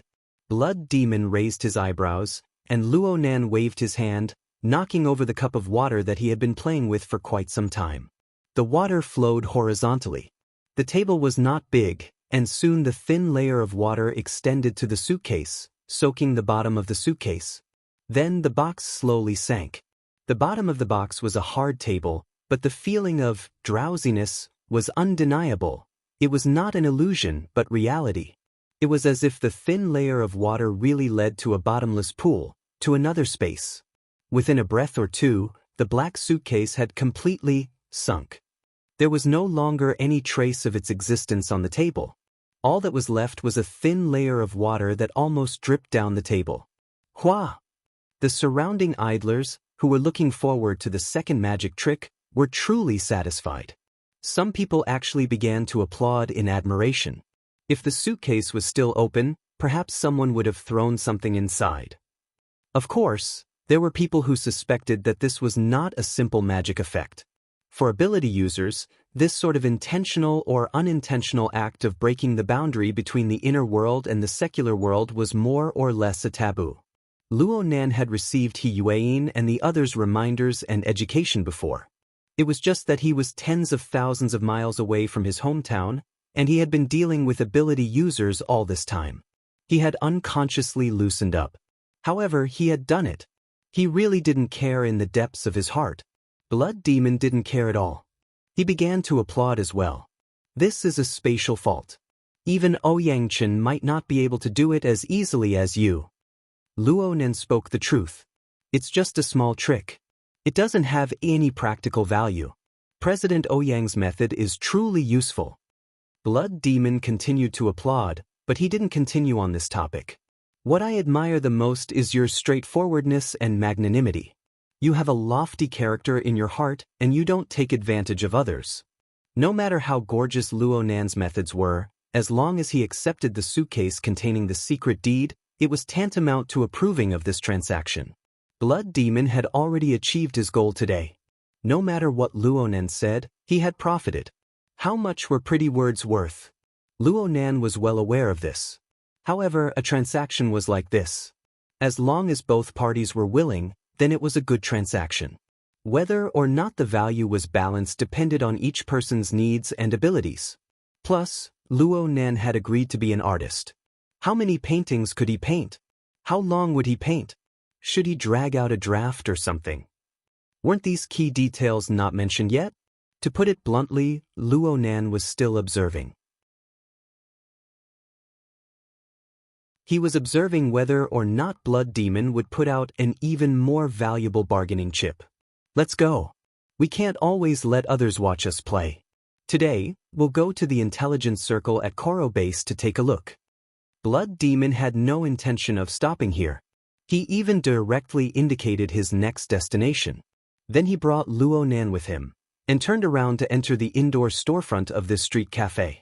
The crisp sound of the bell didn't have much effect in this not-so-quiet storefront. Blood Demon didn't expect a beautiful waitress to shout, "Welcome," or the like. He led Luo Nan directly toward the bar counter, but he ignored the greeting of the lady boss behind the bar counter. He simply reached over and pulled out a landline phone that had a sense of age from behind the bar counter. He picked up the receiver and pressed the hashtag key on the keyboard in passing. He spoke just like that. Call a cab. To your house. Prepare some drinks. The call really did connect. Luo Nan could sense the other party's vague response. He could also imagine the awkward reaction of the other party. Blood Demon hung up the phone and turned around to meet Luo Nan's curious gaze. The privacy of a small circle is very strong. If you want to find and enter a new place without an appointment, of course, you have to find the nearest local snake. They may be on the periphery, but they may also be a part of the circle. It mainly depends on their level. What kind of position is this? Godson position. Huh. The car's here. Godson sure is convenient. Blood Demon gestured with his hand, and the two walked out of the storefront. There was already a car parked at the edge of the street cafe. Yes, it looked quite shabby. In fact, it was quite shabby. It seemed to be the traditional four-wheel drive type. Tucker is an antique collector. He likes the electric age. The problem is that he needs to rely on the information age in order to make a lot of money. The two sat in the back seat of the antique car. Blood Demon introduced Luo Nan to the person he was about to meet. So this guy is a hypocritical fellow. He clearly has an amazing father, but he needs to rely on his godfather to pass his days. He's very keen on being recognized as a godson. This is nothing. But you need to remember one thing. Blood Demon had a serious expression. We are of the same generation. You absolutely cannot let that fellow mess things up.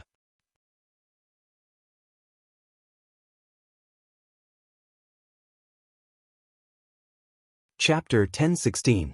The antique car was well maintained, and its performance was reliable. The car circled around the crowded port area for 7 or 8 minutes before Luo Nen arrived at the door of a certain circle member known as the Godson file.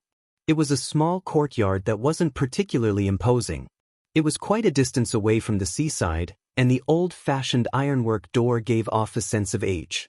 Blood Demon instilled a bunch of complicated interpersonal relationships into Luo Nan, making him feel a bit dizzy.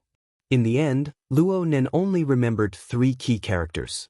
They were the 3 big shots who were directly related to the Godson file. The first was the Godson file's father, Guru Dam. He was a spiritual leader in Vatican City, one of the 2 megacities in the southern subcontinent of the Old Continent. He was indeed a mental type extraordinary, and he occupied the position of the 6 of clubs in the last edition of cards. It was reasonable to say that the Godson file should be able to do as he pleased in Vatican City with a father like this. There was no way he would come to an island in the Pacific Ocean that was tens of thousands of kilometers away. And this involved another person who lived in the same city as his father and was also of the same level as him. The fleshly type extraordinary, Shakar, was known as the strongest master of yoga techniques in the world.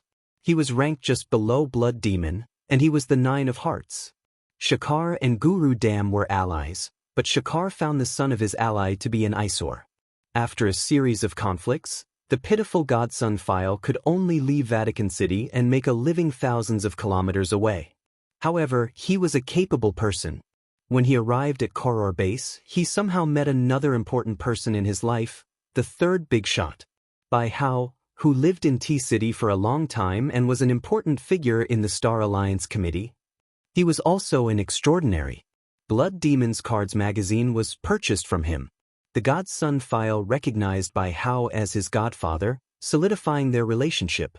It was precisely because he had such a complicated and rigid character relationship background that he naturally became an indispensable functional character in certain circles. He really did have the posture of a key character. What's his name? As the antique car drove through the gate, the owner of the place was already waiting by the roadside to welcome him. Luo Nan discovered that he had forgotten the name of the person in front of him when he was overwhelmed by the names and information of the 3 extraordinaries. This is Tucker. Fortunately, after Blood Demon alighted from the car, he did not forget to introduce himself to each other. He's not popular with Sharker, probably because his name is too similar. What a pitiful man. The Blood Demon reached out with a smile and rubbed the head of the burly man who was at least 2 meters tall. This dark-skinned brawny man had colorful tattoos all over his body and face, making him look even more ferocious. Standing there, he could be called a mafia boss, but some people would also believe that he was a bodyguard. However, in the face of the Blood Demon's special greeting method, he still bent down obediently to make it easier for the Blood Demon to extend his hand. When he raised his face again, A kind and even somewhat bashful smile could be seen on his hideous face. As for whether he was willing or not, there was no need to say more. Blood Demon introduced Luo Nan, who had gotten off the car on the other side. "This is your Uncle Luo." Both sides were separated by cars, and they both went silent for a moment. Tucker still had that same smiling face, and it looked even more brilliant than before. However, there were far too many tattoos on his face, and it looked distorted from the excessive brilliance.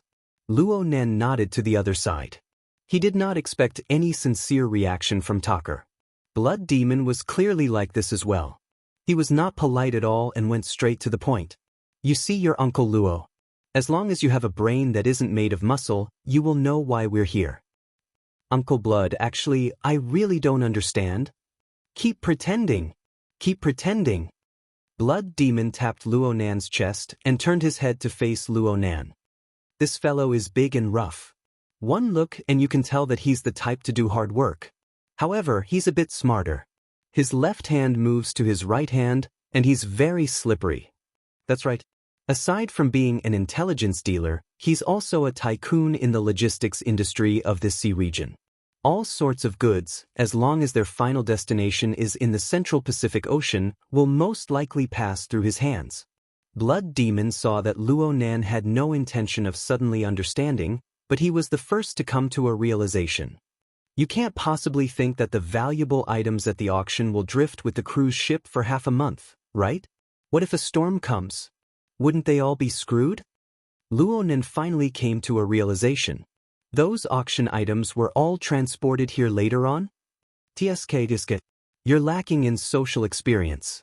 Of course, there wouldn't be a fellow like Wang Yu. She's just looking for trouble." Blood Demon treated Luo Nan more and more casually. He looked at Luo Nan more and more intimate. He knocked on Tucker's iron-like chest in passing. "Speaking of which, it's because of Wang Yu that this batch of goods will definitely come here. No matter what, he's your nephew. Wang Yu, the boyfriend of Bai Xinyan who lent the Jadeite Light to serve as the main venue for the High Seas auction, who influenced Yukawa Aishuk's decision-making and judgment, and who played a subtle role in this matter." Luo Nan's mind had just formed a picture of interpersonal relationships, but it suddenly became several times more complicated. He was a bit stupefied. This time, Tucker's mouth split open to an especially large extent. It was still a smile, but the emotions contained within were far more complex. Even with Luo Nan's acuity towards the mental plane, it was not easy for him to clearly discern Tucker's emotions. In the end, this tycoon of intelligence and logistics, who was like a mafia boss, grinned once more. This time, his words were a bit harder. "Uncle Blood, don't say it like that. I nearly thought that you guys were going to rob me halfway. Fortunately, you guys came 12 hours late. The goods have already arrived on the ship. You guys should be setting up the venue right now." Blood Demon chuckled. "If it wasn't for your Uncle Luo insisting on making fish soup at sea, we might have arrived last night." Luo Nan ignored the special relationship between uncle and nephew. He simply took the initiative to ask out of curiosity, "Who is Wang Yu to you?" Tucker answered straightforwardly, "He's my adoptive father's grandson." Luo Nan nearly asked, "How many adoptive fathers do you have?" Arrogance. The arrogance of a technician. He wholeheartedly studies the objective world. He can't even sort out social relationships well, let alone take care of them. Was it because Luo Nan was too cooperative? Blood Demon grew more and more arrogant. He brought out the enthusiasm of a teacher. "This Wang Yu can be considered a key character no matter how you look at it. Didn't you investigate his ancestry 8 generations ago? This fellow isn't that old. How is he able to do so well? Aside from having the ability, his innate capital is also a very important factor, okay? Remember, it's true that his surname is Wang. His family itself is a colossus that straddles the military, politics, and business. But for us, we need to remember that his mother's surname is Bai. He's Bai Hao's grandson. Bai Hao only has one precious daughter. He takes great care of his only bloodline."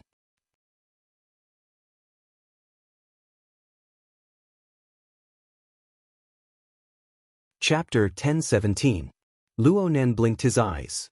After he completely digested the information Blood Demon presented, he finally admitted, this was indeed an unexpected situation. Aside from being surprised by Wang Yu's complicated and rigid background, he was also surprised by Blood Demon's special effort to explain himself. Luonan had heard He Yueyin, Zhang Yingying, Cat Eyes, Bamboo Pole, and many other friends talk about Wang Yu. They all gave her a very high evaluation. Or it could be said that they were afraid of her. But in his heart, Luonan had never considered Wang Yu to be a core character. Most of his attention was placed on the extraordinary level. Blood Demon's attitude was more or less a reminder to Luonan. If it's Wang Yu? Luonan's gaze shifted from Blood Demon to Tucker, wanting to understand him more deeply. Tucker clearly misunderstood Luonan's intentions. He quickly averted his gaze, but he was able to avoid Luonan. He was unable to avoid Blood Demon. Blood Demon simply reached out and pressed Tucker's scalp, forcing him to turn his face. Don't be afraid. I'm not trying to make things difficult for you. The point is there any use in making things difficult for you? Be straightforward. You should have a catalog of the auction items on hand, right? Or perhaps a delivery list. Tucker's hardness was crushed by the slap on his scalp. His tattooed, dark face barely managed to maintain a stiff smile. Uncle Blood. By how retired 2 years ago. It doesn't matter if he really retired or if he's just fooling people. On the surface, he certainly doesn't care about anything. Haven't you been busy licking that nephew's gutter for the past 2 years? You might want to go and support him tonight. I really don't have the ability to be his uncle. Tucker's words contained a bit of emotion. Luonan just didn't know if it was directed at Wang Yu, Blood Demon, or both. However, he quickly changed his tone. If it's a catalog of the auction items, I do have it on hand. Uncle, it's hot outside. Let's go inside and talk. Blood Demon affectionately patted the tattooed man's butt. Wouldn't we have gone inside earlier if you said so earlier? Luonan didn't see Tucker's expression again. Tucker turned around and led them into the living room of the mansion. This room was designed to be hollow, and it had a good sense of space. The lighting, stairs, cabinets, decorations, and so on seemed to be made of copper and iron. Most importantly, the wiring inside and outside the room was also very conspicuous. It had a very metallic feel to it. There was no need for an air conditioner or fresh air system, and the whole room was quite cool. Sitting inside, one could almost hear the noise of the electric current flowing through the cables. Yep, the Blood Demon had said that Tucker was a fan of the age of electricity. From the looks of it, it was indeed true. In terms of personality, he was a good match. Luonan shifted his gaze to size up Tucker. The latter maintained his smile and let it slide in a relatively reasonable range. The atmosphere was a bit awkward, at least from Luonan's point of view. Fortunately, before they entered the house, Tucker had already arranged for his men to take out the catalog of the auction items. He also sent the so-called delivery list along with the corresponding images. His attitude of lying down and letting himself be beaten was very obvious. The Blood Demon did not torture him anymore. He simply gestured for him to do the demonstration himself. The catalog of the auction items was actually an electronic draft. All they needed was to turn on the projector. Everyone understood where the main point of the matter was. They didn't play any tricks. They directly located the relevant page. The Blood Demon had an extremely serious appearance. He even commanded, "Stop, stop, stop. It's here." In the end, Tucker was not a benevolent person. He could not help but retort, "Uncle Blood, all you need to do is log into the official website of the Toyama auction house. It shouldn't be hard to buy a set, right? You've never seen it before?" "Of course I've seen it. I've studied it more than once or twice." The Blood Demon's palm changed its target. This time, it was Tucker's thigh. There are some details that need to be clearly explained under the eyes of a logistics tycoon like you. Only then will it be more authoritative. Luonan had actually seen the catalog of the auction items. Of course, from beginning to end, he had only paid attention to this one page. The images on the page were naturally of the equipment and environment that had been dismantled from the 70 Format Research Institute and then reassembled. As for the text content, it was filled with the exaggerated atmosphere that was habitually created in Ban City. Demon Scientists, Living Experiment Site, The Dark Side of Deep Blue, and so on. Looking at it too much would cause both physical and psychological discomfort. Up until now, Luo Nan did not know why the Blood Demon had asked him to come here and look at this information that had been made public a long time ago. The Blood Demon used an overused phrase to express his attitude. Brother Luo, you must know that the devil is in the details. Take a look again. Look carefully. This is the only auction item related to your grandfather in this auction. Luo Nan was sharp in the end, the only one. That's right. It's practically impossible for a regular auction, especially an old brand like the Toyama Auction House, to suddenly increase the auction items. That would be too unfriendly to the bidders. Therefore, they will only auction the items shown on the catalog. What about the notebook you were talking about? It's right here. The Blood Demon pointed at an extremely unremarkable corner of the projection image. It was a certain operating console at the edge of the ring-shaped distributed space of equipment. There was indeed an open notebook displayed there. Luo Nan was speechless for a time. Let's not talk about whether or not he had noticed this detail before. Even if he did see it now, he would still believe that it was some sort of display element. Could it be that the Toyama auction house would restore the scene on the projection image without the slightest error during the auction? Hold on, it was hard to say. You can see it now. This notebook isn't an independent auction item. It can be said to be a part of the entire laboratory equipment system. It can also be said to be an addition to this equipment system. Do you know what this means? The Blood Demon concluded, someone wants to play with you. Luo Nan's gaze focused on the projection image. He pursed his lips in silence. Think about it. Let's say you're in an auction right now. You're sitting in the auction seat. The auctioneer will spout lotus flowers on the stage, wantonly exaggerating the value of this set of equipment and the mysterious laboratory behind the equipment. Everyone's appetite will be whetted. The Blood Demon was like a scriptwriter. He strung together the entire plot thread in the reading session. The problem is that the equipment is dead. It has been stripped away from its original position. It doesn't even have a specific research object. In the end, many people will hesitate. They will have doubts because of you. At this time, the auctioneer will walk over here, pick up this notebook, open it, decipher it, tear it apart, and burn it. Of course, it will be more convenient to play the video related to this notebook. What will happen next? Luo Nan still didn't speak. His gaze remained fixed on the projection image. The Blood Demon grinned. I can't guess what other people's reactions will be. For the majority of the bidders at the scene, it doesn't really matter if there's one more addition or one less. What they consider more is the problem of their relationship with you. But what about you? If you prepared the corresponding funds and bargaining chips early on, then the value of the entire equipment will rise along with this notebook. Do you want it or not? Of course you want it, but do you have enough bargaining chips? Won't it be awkward if you don't have enough bargaining chips? How does it feel after the awkwardness? The Blood Demon's voice suddenly broke off. This was because Luo Nan shot him a glance. Blood Demon grasped the emotion in this glance. He laughed even more happily. Ah, I really guessed it. You never thought of going through the normal procedures.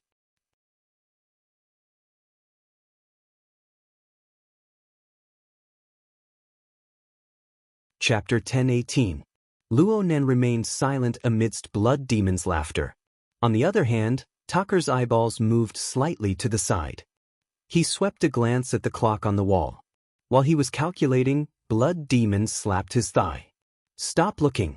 Since your Uncle Luo has made up his mind to walk an unusual path, you, as his nephew, should support him no matter what. This time, Tucker sucked in a breath of cold air.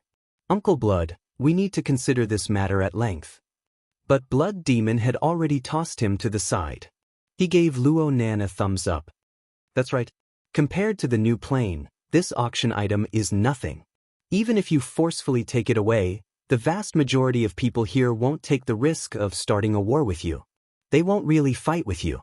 This line of thought is definitely correct. Luo Nan shot him a glance and finally spoke. I didn't think that much. No. You need to think. You need to think more. You need to think more.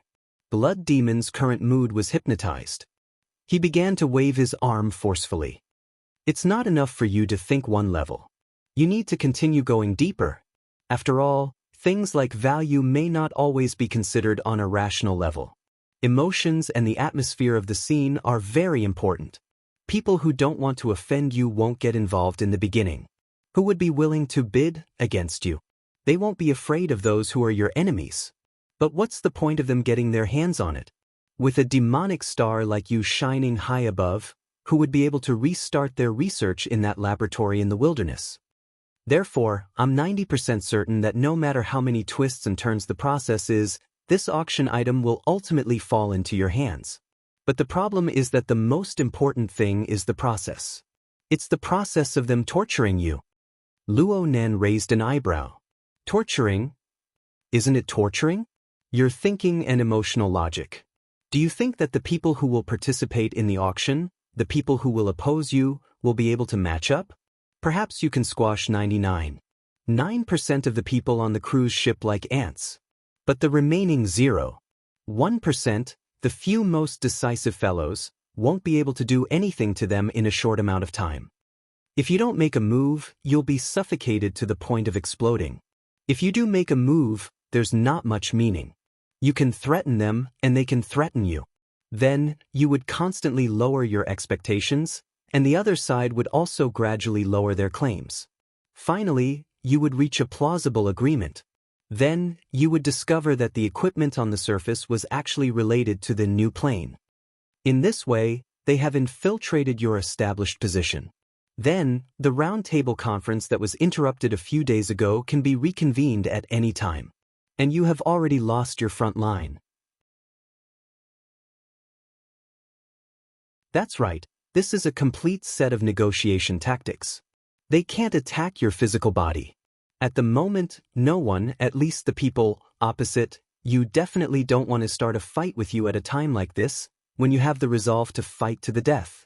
But for some people who like to play tricks, destroying your psychological defenses while achieving their basic goals is also a glorious battle result. There were no fluctuations in Luo Nan's facial expression.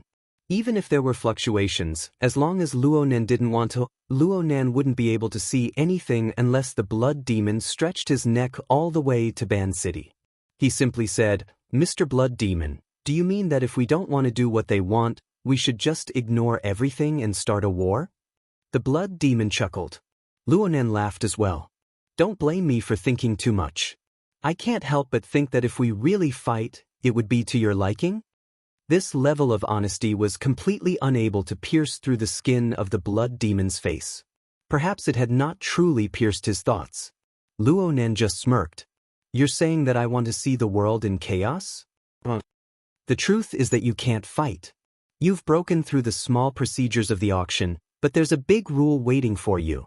It is the general principle of doing things in the inner world and even on Earth. It is a written or unwritten rule. Under normal circumstances, I will abide by it. The Martial Emperor will abide by it. Ouyang will abide by it. The other side will abide by it. You also need to abide by it.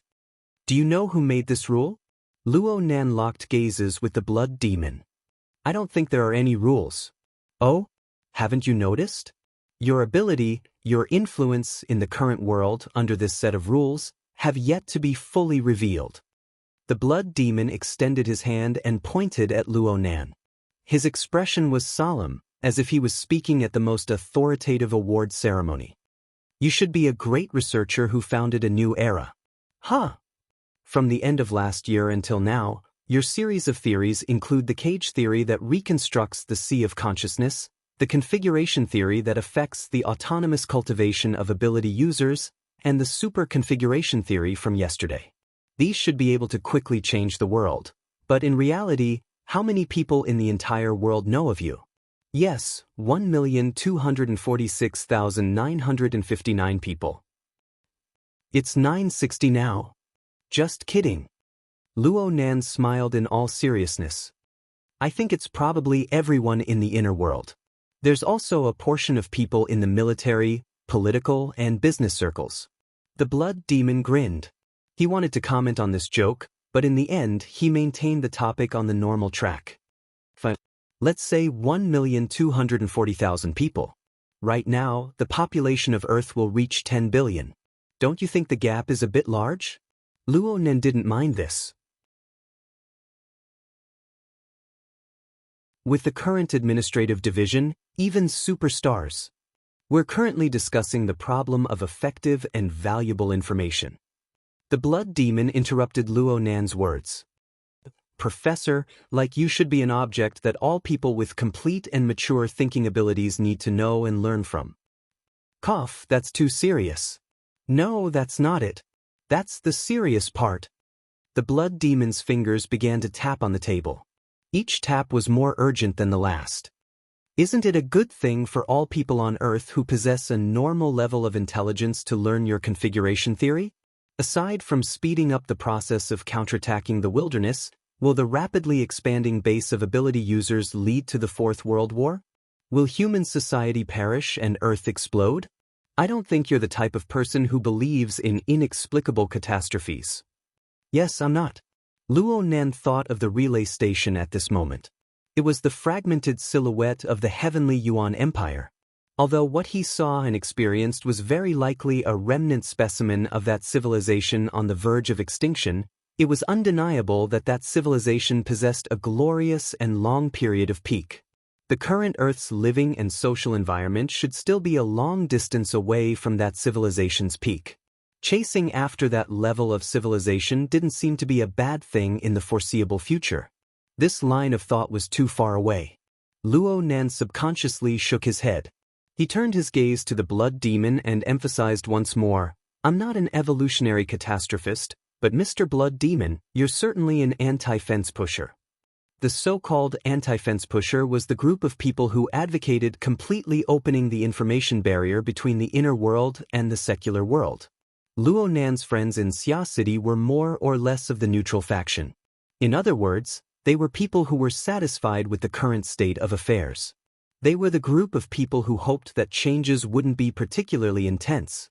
However, it wasn't surprising to occasionally encounter a radical like Blood Demon. This was in line with the laws of statistics. The only thing to worry about was that this person already stood at the peak of human evolution on Earth. He was a person who could truly say and do things. Blood Demon's emotions were indeed very intense, but he still focused on discussion right now. Don't you find it strange? If you take the inner world as a circle, then this circle has gradually forged several dozen to nearly 100 human-shaped nuclear bombs over the past few decades. They are spread throughout the military, government, and business world.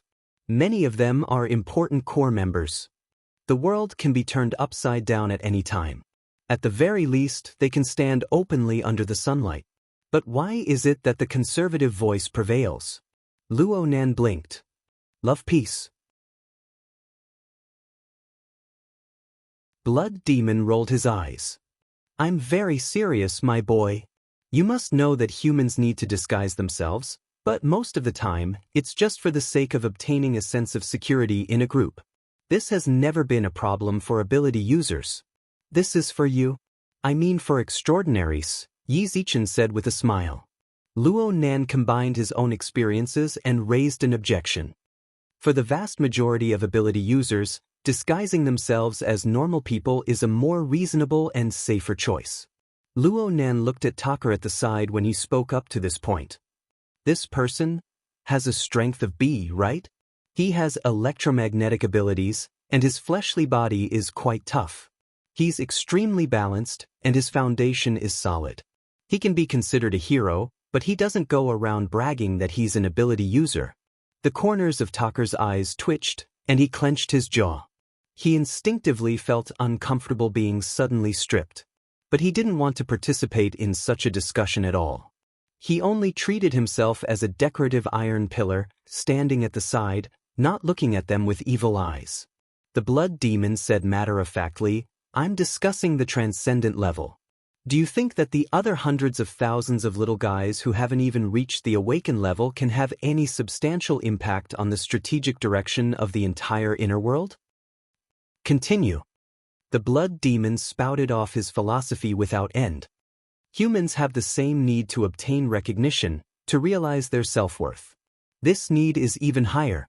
For high-level ability users who have already satisfied their low-level needs, it should be said that this is even more enticing. So I believe that all ability users, or at least all extraordinaries, are essentially pushovers. Who doesn't want to maximize the influence of their capital? But why do these high-level ability users who play the most core role, these less than 100 extraordinaries, continue to suppress the high-level needs under the premise that the low-level needs are already satisfied? He didn't give Luo Nan a chance to answer. He directly gave the answer. This is because there are quite a few people among them who already have vested interests. Powerful social forces, social habits, social morals. Of course, there's also the powerful capital that flows through society. These people's ability advantages are realized in a timely manner, pulling them into the old system. Their present harvests have already exceeded their imaginations and pursuits of the future. They are already the drummers of the old system. You're tuning in to the Passion Pages YouTube channel. We're so grateful for your support, and don't forget to subscribe to join us on this incredible journey through captivating stories. Your generosity through donations truly makes a world of difference, as it's the primary source of revenue that allows me to expand and enhance this channel for you. Thank you from the bottom of my heart for being a part of this adventure.